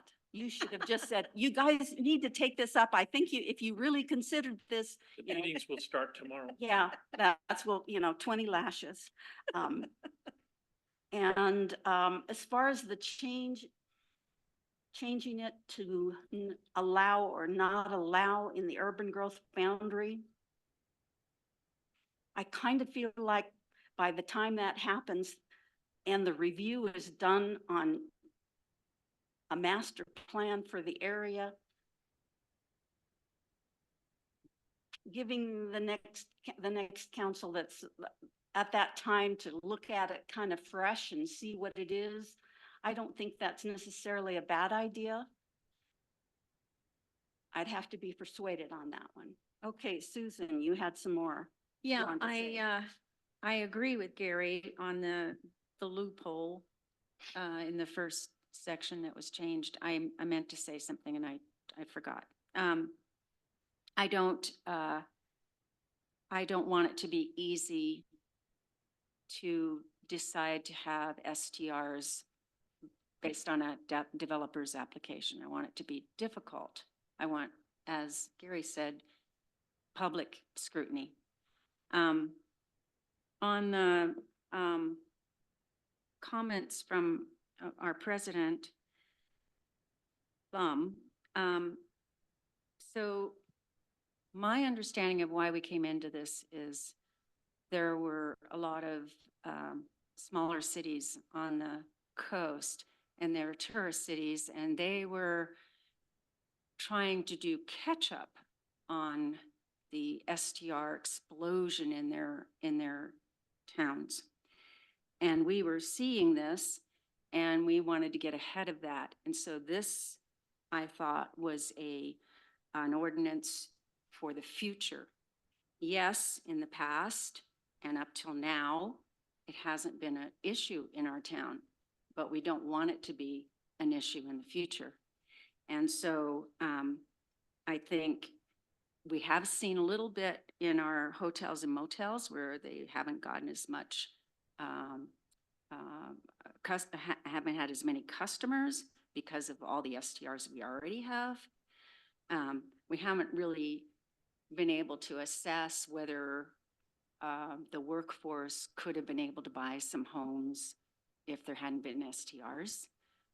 But I think this ordinance is a future ordinance, not a, what is it like now and is it working now? So that was my understanding of what we were doing. And so with those, my main interest is not only in the future having something for the hosted STRs, and I want it to be clear in that hosted STRs that it's either a home, that there's a room that's being rented, or a home and on a one piece of property where they're also renting something else on that property where the owner is there. Yeah. So that's it. And I respect where you are on this and your opinion on it. I view it a little differently, and I think that we've focused too much on the idea that it was disruptive to the residential neighborhoods. My feeling very strongly was that what we really were looking to do was to keep future housing stock from being purchased as a second home, with the understanding that they could then use it as an STR to help pay for the cost of it. And we saw this in Woodlands. I think that that process drives housing prices up. I think that a lot of these folks are out-of-state investors that are coming in. I watched the 5 condominiums down the street from my house in Newport go from owner-occupied, when the owners died or passed or sold. They were bought up immediately by out-of-state corporations, and they're all Vacasa or VBRO. And I think the problem isn't necessarily the folks in town who want to have a short-term rental. It's the Vacasa and VBRO active pushing and showing people I get probably 5 to 7 letters a month wanting me to put my house on their program. And I won't do it. I don't want to. But my point is that I think that we need to, when we look at housing stock, is this going to free up a bunch of housing stock that already is in and occupied and owned? A little bit. What I'm really more concerned about is making it clear when people buy a second home, it's a second home. It's not a second home in a rental. It's not a second home in an STR. We're pulling people out of our hotels. We're pulling, and it's, I just think that that's where I am on this. So I hear what you're saying. And that's why I'm so adamant on the idea that when we bring land in, we're bringing land in to house people that are going to live in this community. That's what this whole thing is about, why we started this whole process. And I can guarantee you that if we don't do something, a lot of those new homes will be bought up on speculation with the concept that they can be held, rented as an STR, and sold as an STR, and owner occupied 2 to 3 to 4 weeks a year. And I just, that doesn't build community. It doesn't build ownership and in the community. It's kind of like a passing thought. And I saw this when I owned in Sun River and had a unit that I owned, and I was surrounded by things that were STRs by the lodge. And I tell you, never again in my mind. So I've had negative experiences, but not so much from the perspective of a lot of people in ISA come in and rent. It's just that you don't have a neighborhood anymore. You have a house in a hotel. And that's how I feel on this. And so I'm in support of the ordinance. It's clear to me that we're not going to get this approved tonight, and that's fine because we got a couple of things we'd like to see tweaked a little bit anyway. But I respect your position and your opinion, and I really do. But I just happen to have a different view on this. And I know that in some of the cities that have done this, there has been housing stock freed back up where people who work in the community have a place to live. And I do think that it would help drive some of the house prices down. When I look at what's going on over in Mackenzie Meadows, not Mackenzie Meadows, but the new development, yes, Sunset Meadows, and I'm seeing houses that to me are a $600,000 house price at $800,000, with the idea that that's who they're going to attract into those facilities. It's not the town I want. And I don't think it's what we are here to do for our citizens. I think our citizens deserve to have neighbors. Our citizens deserve to have people who are invested in the community. And our citizens deserve to have people who want to see the community prosper and move forward. And I don't think that's happening if we increase our SDRs. That's my soapbox. I'm on. You're so fun.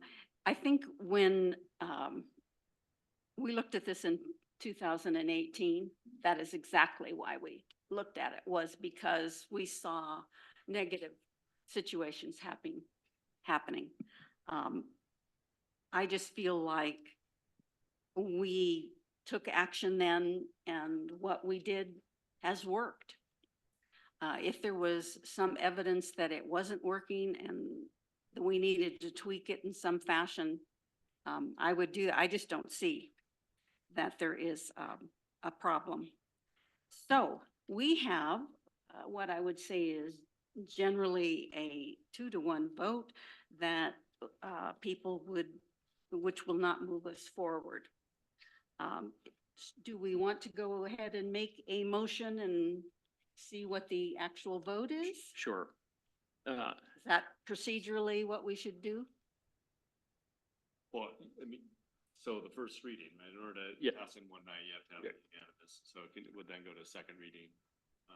You'd have one additional counselor. Deeply, that would be. So with a 2-to-1 vote, we can have a first reading? Yes. Okay, I would move approval of, city council approval of city file TA 24-02, subject to the following proposed changes, which would be the language to include, or eliminate the, loophole. I'm not there yet, to eliminate the hosted STR. So that would still be an allowed under this. It's not in there. The hosted STR, that's not prohibited? No, so a hosted STR is considered the same as any SDR at this point. Right. And so we talked about taking that and making that an exception. But we would have to have specific language brought back. So okay, then I'll back it up. Then I suggest move to recommend the city council approval of city file TA 24-02, subject to the probably proposed changes, and that is that, no short-term rentals be allowed in any lands annexed into the city due to the UGB expansion.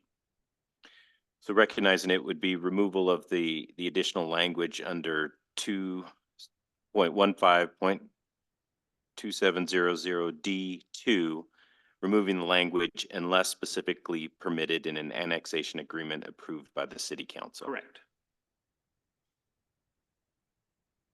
Do I have a second? Second. All those in favor? Roll call? Aye. Aye. No. There we go. So I will ask for a motion to read the ordinance by title only. Do we do that since we've gotten to this point? Yeah, so you made an amendment to the proposal. So you added, or you deleted that portion of section 2.152700D2.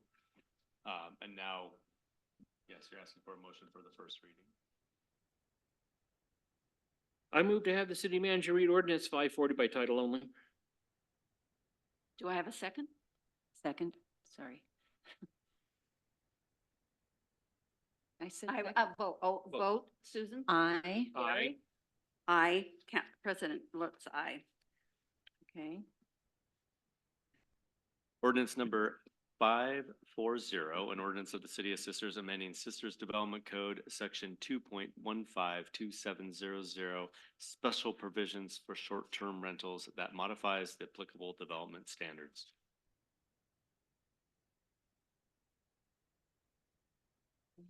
Okay, so we will Do have this to. again, huh? Do we vote again? Yep. Okay. You want to go first? Council President asks for a motion to approve and adopt the ordinance. I move to adopt ordinance 540, subject to the following proposed changes as read into the record by planner Martin. With amendment to the proposed changes in 2.15.2700 D2, removing the proposed language unless specifically permitted in an annexation agreement approved by the city council. Do I have a second? I second. Vote, Susan? Aye. Aye. Aye. President votes aye.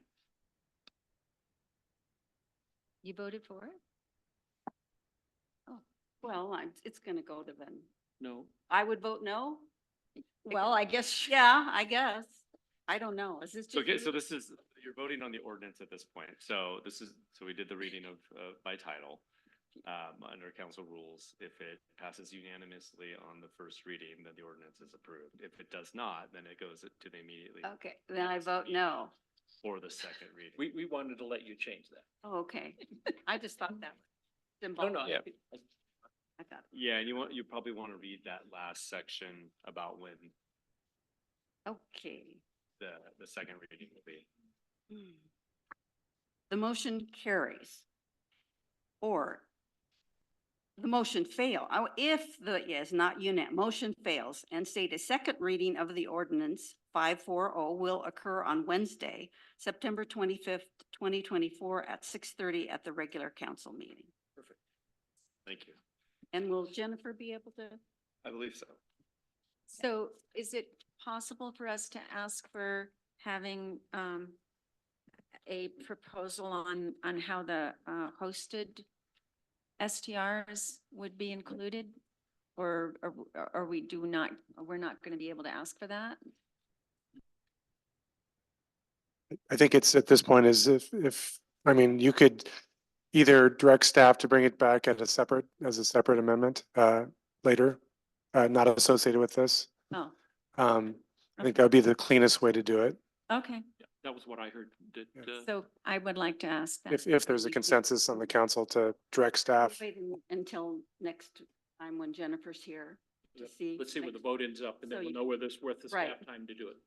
Right. Okay, I think you'd want a majority on council to make Right. that happen, not Right. just, okay. no offense, not just one. Thank you all. Right. Okay, Thank you. give me that gavel. I like to hit it. I'm not, There, the gavel. I'm not hit the scared at gavel. all. All right, thanks everybody for going through that. Sorry I couldn't participate. We're gonna move on to other business. Next up is a Heritage Tree Program update, Jackson Demange. Did I say that right? Demange.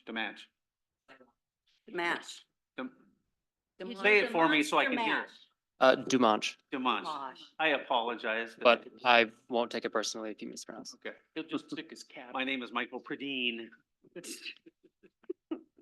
Not. No, it's Pradine, I know. but I get it. Uh, Anyway, go ahead. Good evening. Here seeking a consensus from the council to finalize the Heritage Tree Program. Thank you for your comments and feedback during the workshop session at the last meeting. There have been no changes to the draft documents. However, in speaking with the finance department about council's recommendation for the city to cover the recording costs, we decided that the most efficient and easiest way to do that would be a reimbursement program where the folks bring that recorded document and a receipt and we could reimburse them for that cost. Were there any other comments or concerns that were missed from that workshop that hadn't been addressed? I was hit with the question, how do you know a tree's roughly 200 years old? And you do a core sample and that gives you the answer to that question. So in Plus the height, in the Heritage Tree Code, the council can ask that an arborist or forester assess the tree to make sure that those statistics are correct, as well as additional things such as do they believe that the tree has significant room to grow and survive? And it's kind of important. I'd like our heritage trees that we pick are healthy, you know. Yeah. It's kind of, it'd be kind of nice not to have them turn brown Yeah. right after we proclaim them. I know I have a low bar. But a healthy tree is good. And so would we be adding the portion that Mr. Paul Allen Bennett proposed and that another not Paul Allen Bennett, sorry, misspoke. And I've forgotten his last name, but Jim came in and talked about a tree that supports wildlife regularly. Are we going to reconsider that or include that? I wouldn't recommend that. The sentence that would be changing is a direct quote from the code. Right. Because this program is meant to honor and recognize mature trees in the city, those mature trees often are the ones that can support habitat for creatures. Mm-hmm. And the Urban Forestry Board does have the authority to recognize that and make a decision based on that. I wouldn't feel comfortable changing something that was quoted from code, considering that the board has that ability. We could definitely communicate that. As we develop the program. He had a squirrel up in a tree, it'd become, I've got baby birds in my trees, come on. Well, Draw the it's lines. more like the migration of the monarch or the certain woodpeckers that come here, and we have a whole group of woodpecker loving people that come and they're tourists and come to this town specifically to see them. Yeah. Yeah. I mean, I see your point, but this is kind of one of those things where, unlike the STR where this is the, sorry, you okay? No, I just have a question. Oh, let me say my thing. I haven't talked for half an hour or so I'm kind of behind the ball. No, but I think this is the first time we're passing it and, maybe it's, maybe Tweak it. we can tweak it. The STRs, like you going through tonight, is like the third iteration, so it's a lot more involved and I think that this one's fairly simple. It's, widely supported and I think the way it's written is pretty darn good. I mean, obviously, we won't know until 2 years down the road if there's a weakness to it or something, we can certainly fix that, or the next council, obviously. Yeah. I just wanna, because it's the first time, And I have. I don't wanna I'm just gonna finish. over detail it, you know what I mean? Yeah, I have spoken with, I've passed along your information to Jim and his wife, who are these nature preserving people. Yeah. Yeah, and so they know that they can now go through the UFB, and so I think it'll be okay. Okay. I want to recognize the work done by the Urban Forestry Board on this. It's been a topic they've discussed over many months. It has gone through many iterations. Jax has been very patient with the group. And I think that not really concerns, but the things that have been discussed would all go before that group, and there would be, I think, very vivid and ample discussion, hopefully with the city forester involved, about what would be a good recommendation or not a good recommendation. So I'm very comfortable with this as it's been done, because I've listened to the process of one of our citizen advisory boards to put this together. Yeah, and that's super important. I think putting too much on a form can get carried away pretty quickly. Yeah. Okay. Okay. Okay. Do we need any more discussion? Is everybody good with it? Oh, yeah, I'm Yep. good with it. He's looking for a head nod. You I got think a we're head good. Thank Bring it you. back to us so we can vote it in. No vote is required. There you go. No. We're good. We're We're moving done. forward. It's a done deal, yay. Okay. Got to hit the gavel again. Yeah. All right. All right, we already did staff comments, right? Is there anything else we're missing? Do we want to talk about? Yeah, that was the only thing, is one of your work session items. You said you would Mhm. maybe revisit about, Disputes, and soil and water. what your support would look like. Yeah, I mean, honestly, I think it's, I'd love to get Jennifer's comments on this too, so maybe, are they in a time crunch? Yeah. Kind of, the election's Yeah, coming, right? Yeah. I mean, Yeah. hi. Yeah. Yeah. Yeah. I think we all support it, generally. I Mhm. think the biggest question is always, okay, here comes another tax, are we okay with that? It's countywide. I think everybody in the county benefits from it. I think that, there's wide support for the work that they're already doing. And we all know how hard it is to try and work off from just grants. I mean, that's hard. I mean, if you were Sisters Parks and Rec District and coming at us, you know, with something similar, I think we're gonna say the same things. We recognize what you do and we support that. And I don't know what the exact verbiage is, and you know, if you've provided Staff something. cannot have anything Yeah. to do with it. Oh, that's right. And I had Yeah. to bring it to you. I'm Yeah. sorry. That's all right. Sorry, Carrie. I mean, can we read the statement that they brought or hear this statement? Is it too long? If you bring it to me, I can take care of it. This might be one of those things where it's, you know, if the council does have a consensus of support, you write a letter to the editor or something, you know, to kind of communicate as you're. Would you like me to do that? I would love to do that. Let me write the nugget. Just, it would. No, I got it. So why don't I write a letter and she can help and we can make sure that the important points are in there. And I'll distribute to you guys and you guys go, yeah, that's good. And it'll be signed by the city council of sisters, Sounds good to everybody. me. It's not the mayor, it's And- not one of us. And can we give them permission to utilize the fact that we have support for this measure Yeah, in their, I'll even in write their- it in there and we their would. include- flyers and documents? That's really what I. Right. She's got some. I say she has to maintain some distance for the same I'll reason. just ask you to send that to the mayor. Yeah, just send it to my email address. Okay, thank you. Or city council. I mean, you can, city council has its own email address. It goes to all 5 of us, so. Yeah, when I saw your board member, I knew there was an ask. so- Okay, so we're good with that. Yes. Okay, thank you. Thanks for sticking around too. All right, Mayor, Councilor Business. Yeah, so I forwarded a request from a woman named Carrie Hampton who lives on the other side of the mountains and she works for the Cancer Society and she wants some kind of supportive statement for legislation or a request for legislation to regulate vamping, particularly for children under the age of 18, to not Vaping? vaping. Yeah, sorry, did I say that You wrong? said vamping. Yeah, I said vamping. Yeah, well, that was, you know, October's coming on. It's time of the witch in the house and anyway, anyway, the products are very detrimental to all humans, but we particularly don't want children having them. It deteriorates their mental capability through time. So, anyway, I was wondering if the council would be interested in maybe inviting her here to kind of present her position and maybe we could then subsequently decide if we wanted to support it. Or you could read the letter and decide that way. You know, I kind of looked into it and I looked at what was sent. I'm not really that interested and it's not because I don't care. I certainly don't want to say that. I have a 14-year-old in high school and she's already encountered it.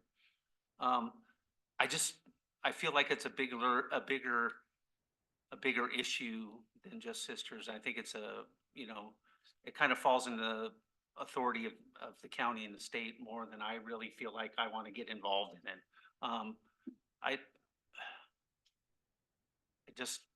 I don't see it.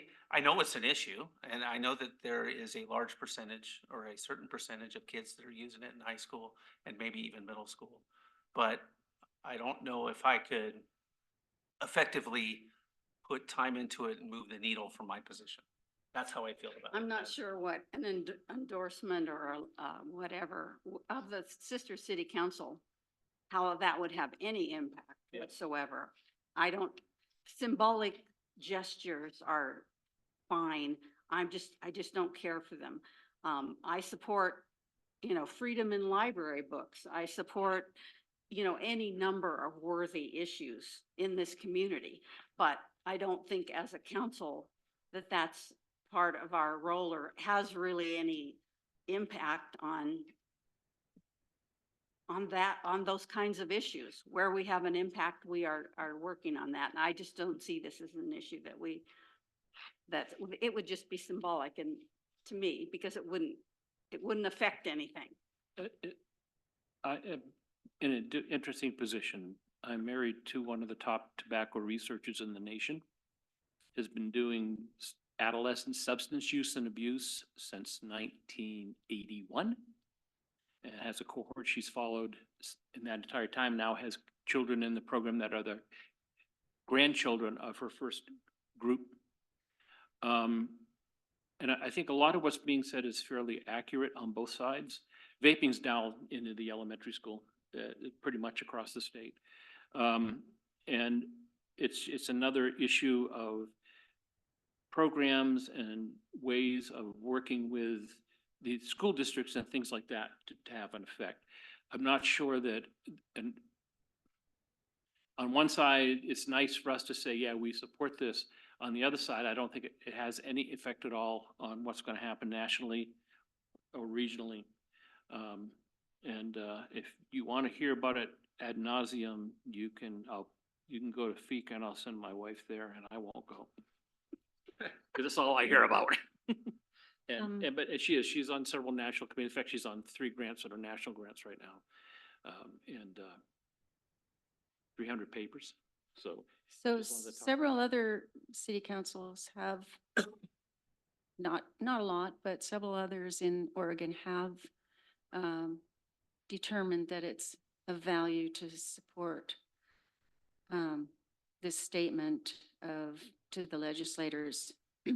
And I think as counselors representing this town and the people in the town and the children in the town, I think it is a statement that we're saying we care about those children and we care about their health.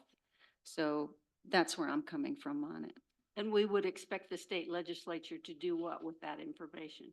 To write legislation so that children on the age of 18 and lower would not be able to buy. They can't now. It's already illegal. It's already illegal. I mean, I think it's, the proposal is, and I don't know if there's a legislative concept or not, but it's to maybe go statewide with what Multnomah and Washington counties have done, trying to ban the sale of any flavored tobacco products. Yeah, that's actually what a lot of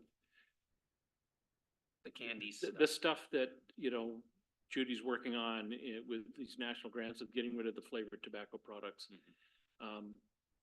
It's not unlike the menthol cigarettes of the 60s and 70s, which were targeted to specific ethnic groups, quite frankly, and really raised cancer rates within those groups.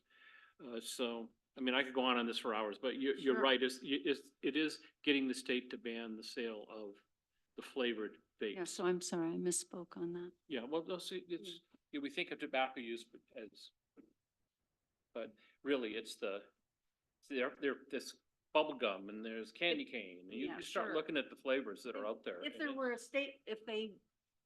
statewide ballot measure and they wanted support for a ballot measure, okay, maybe.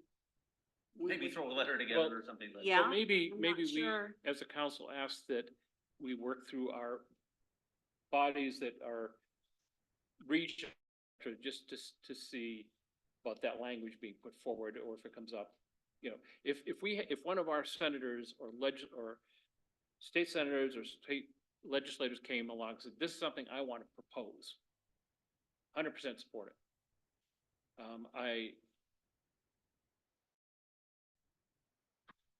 I don't know. I mean, I'm really torn. On one side of me, yeah, I believe in it very much. The other side of me is I'm not sure if it's going to do any good. We Well, do have a, One of the things that you've already mentioned, which was bringing and other things, and, time is limited and I can't fix all the world's problems. And, it's unfortunate, I get it, but I have to be pretty judicious with my time. I was just going to suggest that, Ms. Hampton mentioned Deschutes County passed a resolution. We do have a joint meeting coming up with Deschutes County. We can ask the other commissioners what their thoughts were on it, and you can lend support at that time. I mean, they have a whole. Yeah, so that could be a topic or. a part of the Or we could mention it to the LOC with these other statement we're making about legislation. Probably fits into. Yeah, and this is like into a legislative concept or something. And you're right, then if there's our state reps and others are supporting this, there's ways to. Believe if it makes it before the legislature would pass. I mean, I think that state has legislative will to do something like that. It's just a question of someone sponsoring it, writing the bill and putting up a sponsor. You need you need a Democrat and a Republican or a senator and a legislator. Say is, I would say 75 to 80% of legislators would say, love the idea, but I don't have time for that. I gotta do water and infrastructure and, fire and, I just feel. Yeah, sometimes those get put forward and they never make it. There's only so much time and so much money. And so much, yeah. Not against it.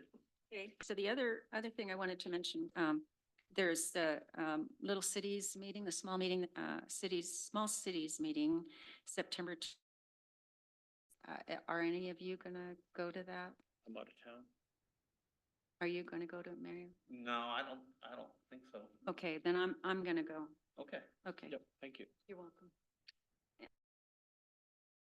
Roger goes, then I don't need to go. Do you You go can to still all of go. those, or did you just go to this one because it was a city manager? That was the city club. Oh, Mostly excuse small me. cities. First been gone to some of those, I think. Yeah, but I Yeah. think she's gonna be not. Okay, well, yeah, I don't wanna. Yeah. It's only a that. week away. We Yeah. intend, Yeah, she's talking to me about. September. coverage on the does committee. she intend to be back Okay. by the next? I need to council call her. Yeah. Or talk to her later when she's feeling her. Okay, Okay. That's all I have. Garrett.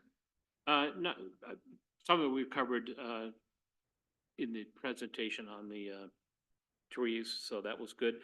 And just one other thing that, was discussed at the urban growth, at the urban forest meeting was, Paul brought forth, the proposal that because it's some extra money in the, I don't want to steal your thunder, but some extra money in the, roundabout that we have the ability to extend the sidewalk down the east side of Locust Street from the Jefferson, which will provide a nice walking situation.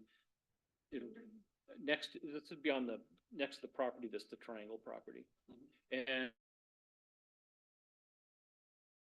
junipers that have to come out, and they're not great trees to begin with, so there's a lot of discussion about that. And, knowing that something's gonna go in there eventually, that some kind of a commercial venue, even though we'd love to make it a part of the park. It's just a little sort of a side effect of how our staff looks. When there's extra money, can they do something to enhance the experience in our town? And that's a prime example of it, and thank you. Is that that's already a go? Is it with curb or is it, asphalt? Just concrete sidewalk. Okay, concrete sidewalk. Yeah. Cool. Sure. Normally, we just wait for a developer and have them do it, but we got it. Might as well get her done. Otherwise, Thank you. it's back to the fields. Yeah, appreciate it. That's it. Anything else? No, not a thing. Public Works Advisory Committee recently met about the intersection of Hood and Pine. And although there isn't a lot of evidence of bodily harm, it was decided that we would look at putting a four-way stop there.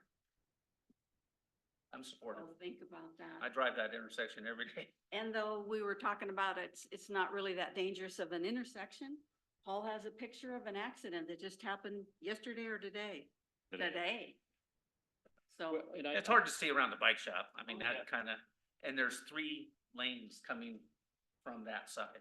when there's a four-way stop, there won't be. Yeah. It'll be straight lanes. There won't be a turn lane. And I tried to talk up having out onto Pine there, the gas station has 2 entrances and CNC has 1 end block. And there's people turning off from Cascade that turn down there and people coming out of those entrances. And then I'm coming out of the alley behind, Well, it's- chocolate it's shop. the people in the alley that are the problem. yeah. And so, I mean, They're all loaded up on chocolate. and they sort of said, well, those driveways are grandfathered in, they can't really, I went boo-hoo, but four-way think stop will have. Just having a couple of stop signs there is gonna help a lot. It Yes. Slows everybody. It slows everybody down. Yeah. But then a lot of meetings, but they're all next week, And it so. is, again, it's the problem. Some people come off of Cascade and just whip around that corner and, Yeah, especially you the look ones- both ways. and Especially the then- ones that think they're gonna beat traffic all the way through town by Right. going up to Washington and shooting down it. or Jefferson, shooting down Jefferson and trying to get back out at the other end. I see it Yep. all the time. So, moving on to my stuff, we had a coffee with counselors yesterday. We had two people. Oh, Ended up Susan being was there. 4. Ended up being 4. Yeah. And one of the guys was about traffic on West Jefferson, Yeah, or was it Washington? No, it was it West was Jefferson. Jefferson. Yeah, And, you know, he's like, hey, can we put in, speed bumps. speed bumps and stop signs? I'm like, I'd love to do all of that, but there's not a good place for that kind of stuff. So we'll always be looking at it. It is a collector road, so it's 25, right? It's always gonna be 25. I mean, 20 is plenty is our kind of our I like standing tagline. and watching how high but, the water can get on the sign. Not for collectors. But we will have a sewer pipe going down there. Yeah, make it real rough, make it real potholy and. Maybe slow people construction down. activity will make people go other routes. Roller coaster. I mean, we could go throwing in curbs and, bulb outs and all that, but it's an underdeveloped part of the city and people like it like that, Yes, I do. No, but I don't think people want curbs and sidewalks on every parcel in the city. I don't, way back where I'm at. We talked about putting one of those speed indicator signs, just to kind of Mhm. change some behavior about, slow down. But Yeah. yeah, I mean, Kids our at tools play are or kind of limited whatever. for that kind of infrastructure. I've seen kids try to see how fast they can get before they get to the sign. Yeah, We could periodically have, the sheriff, just kind of spot, give And tickets. they do. They're, Yeah. I tell you what, when you have a conversation with those guys, they change their behavior. They do. They hear you and they kind of, next time they're driving through, they slow down and, I know that they naturally check stuff out. All you have to do is have a conversation with them. I And think. If you're adversarial with them because you don't think they're doing a good job, then you're already off on the wrong foot with them, right? So if you make them part of your neighborhood and say, hey, love what you do. Hey, they speed around here. Can you watch that? They do. They hear that and they process it and they're humans and they're good at what they do. I mean, it'd be nice if we could have more tickets, but do we want to be a town that just gives away tons and tons of tickets? Well, if they're No. speeding, yes. Well, I don't know. I mean, of course, if you're speeding, but I mean, I entertain myself on Saturday by. you sitting could in sit the at a front stop yard sign and see 8 to 10 people rolling through it. And watching all the trucks with bicycles on the back go shooting past my house and miss the turn at Tyee, the brake lights come on, Yeah. back up. So they're going so fast, I can't even find the turn. What else do I have going on? Tomorrow I am doing there's a roundtable discussion down in Bend. I'm not doing the public portion of it, but it's the transportation roadshow. Yeah. What Uh, time is that? I'll be there from 2 Two. to 4, I think is what Yeah. they, what. Public hearings at 5. At 5. But the roundtable's at 2. Yeah, and that's just kind of where everybody gets to. Yeah. Just kind of free form it. a So little public bit. hearings at. Are you going to that? I can. could ride I was together. kind of wanting to it's see if by we would bring it up. invitation only. I know. We submitted our priorities to Coco, and I think, are you speaking on behalf of Coco, or is it going? Don't think I'm speaking on behalf of Coco. I'm more speaking on just On kind of sisters. sisters. Okay. Great. But, obviously it's all mixed together, right? Yeah. If you're vice chair of Coco and if Ed's not there, I can speak for Coco. If, Doug's gonna be there, I think, so. Right. So, I don't know. Doug Riggs, our lobbyist. is gonna be Yeah. there. So I'm doing that tomorrow. I don't really have the time, but I'm gonna, And COAC's going to be there too at that round. Yeah, yeah, so. Barb Campbell, Okay. Patty's at the Pendleton Round. Last week on Wednesday, I did my SCLI run for trash for the second time in the last month. And we got a whole trailer full and it was great. Therese was there. Thank you for that. We did get to see the results of the fire of the RV. What's that man's name again? Randall. Randall works at the gas station. Super nice guy. He's somewhat back on his feet. He's got clothes and he's got a tent and he's in a better location, so he doesn't feel quite as threatened. And I heard that he's looking into trying to get into a Habitat house, so that'd be great if he could. He's been at the gas station like 18 years, something like that? 7 for sure. Yeah, but he's been around for a long I time. think he's been around a long time. I felt horrible. He lost Yeah. one of his dogs. Yeah. And That dog had been around with him for a long time. It was a lifelong friend. So And- what caused the fire? Don't know. Possibly suspicious, but it's not for me to know because I'm not an arson guy and, I don't think anybody really knows, but maybe they're looking into it, but those things happen out there though. He definitely was, under a little bit of duress though from other people around in the area. And that's how it is. It's kind of the wild, wild west a little bit. And some people out there are just barely making it and some people out there are causing a little bit of trouble. Mainly because of substance abuse, but anyway, my last thing is I lost a friend, Jerry Balda, last week. Great tribute. If you didn't know him, he was a great guy. He, like a lot of good things, he wasn't easy. He was a little bit of a rascal, very opinionated, but he was also had a heart as big as this community. He moved here in '08. I helped him design his house. I got married on his property. He's friends with my family from people that live far away and also my close friends and stuff around here. So, I already miss him. We're sorry for your loss. It's been a hard week. Marlene, his wife, is doing way better than me because she's been with him for 3 years of cancer sickness and 10 months of home hospice. And, she's doing great. She's been ready for a while, because he was that kind of guy. He made sure that she was ready, gonna be ready, and she is ready. She's, figuring it out and she's doing okay. And we're all gonna be okay too. It's been a weird week and I know that some of the staff have noticed that a little bit of my spark was gone this week and it's coming back and it will be. But it's just hard when you lose your best friend. So, with that, I appreciate everything that everybody's doing and let's go home. We don't have checks to sign because we already done it.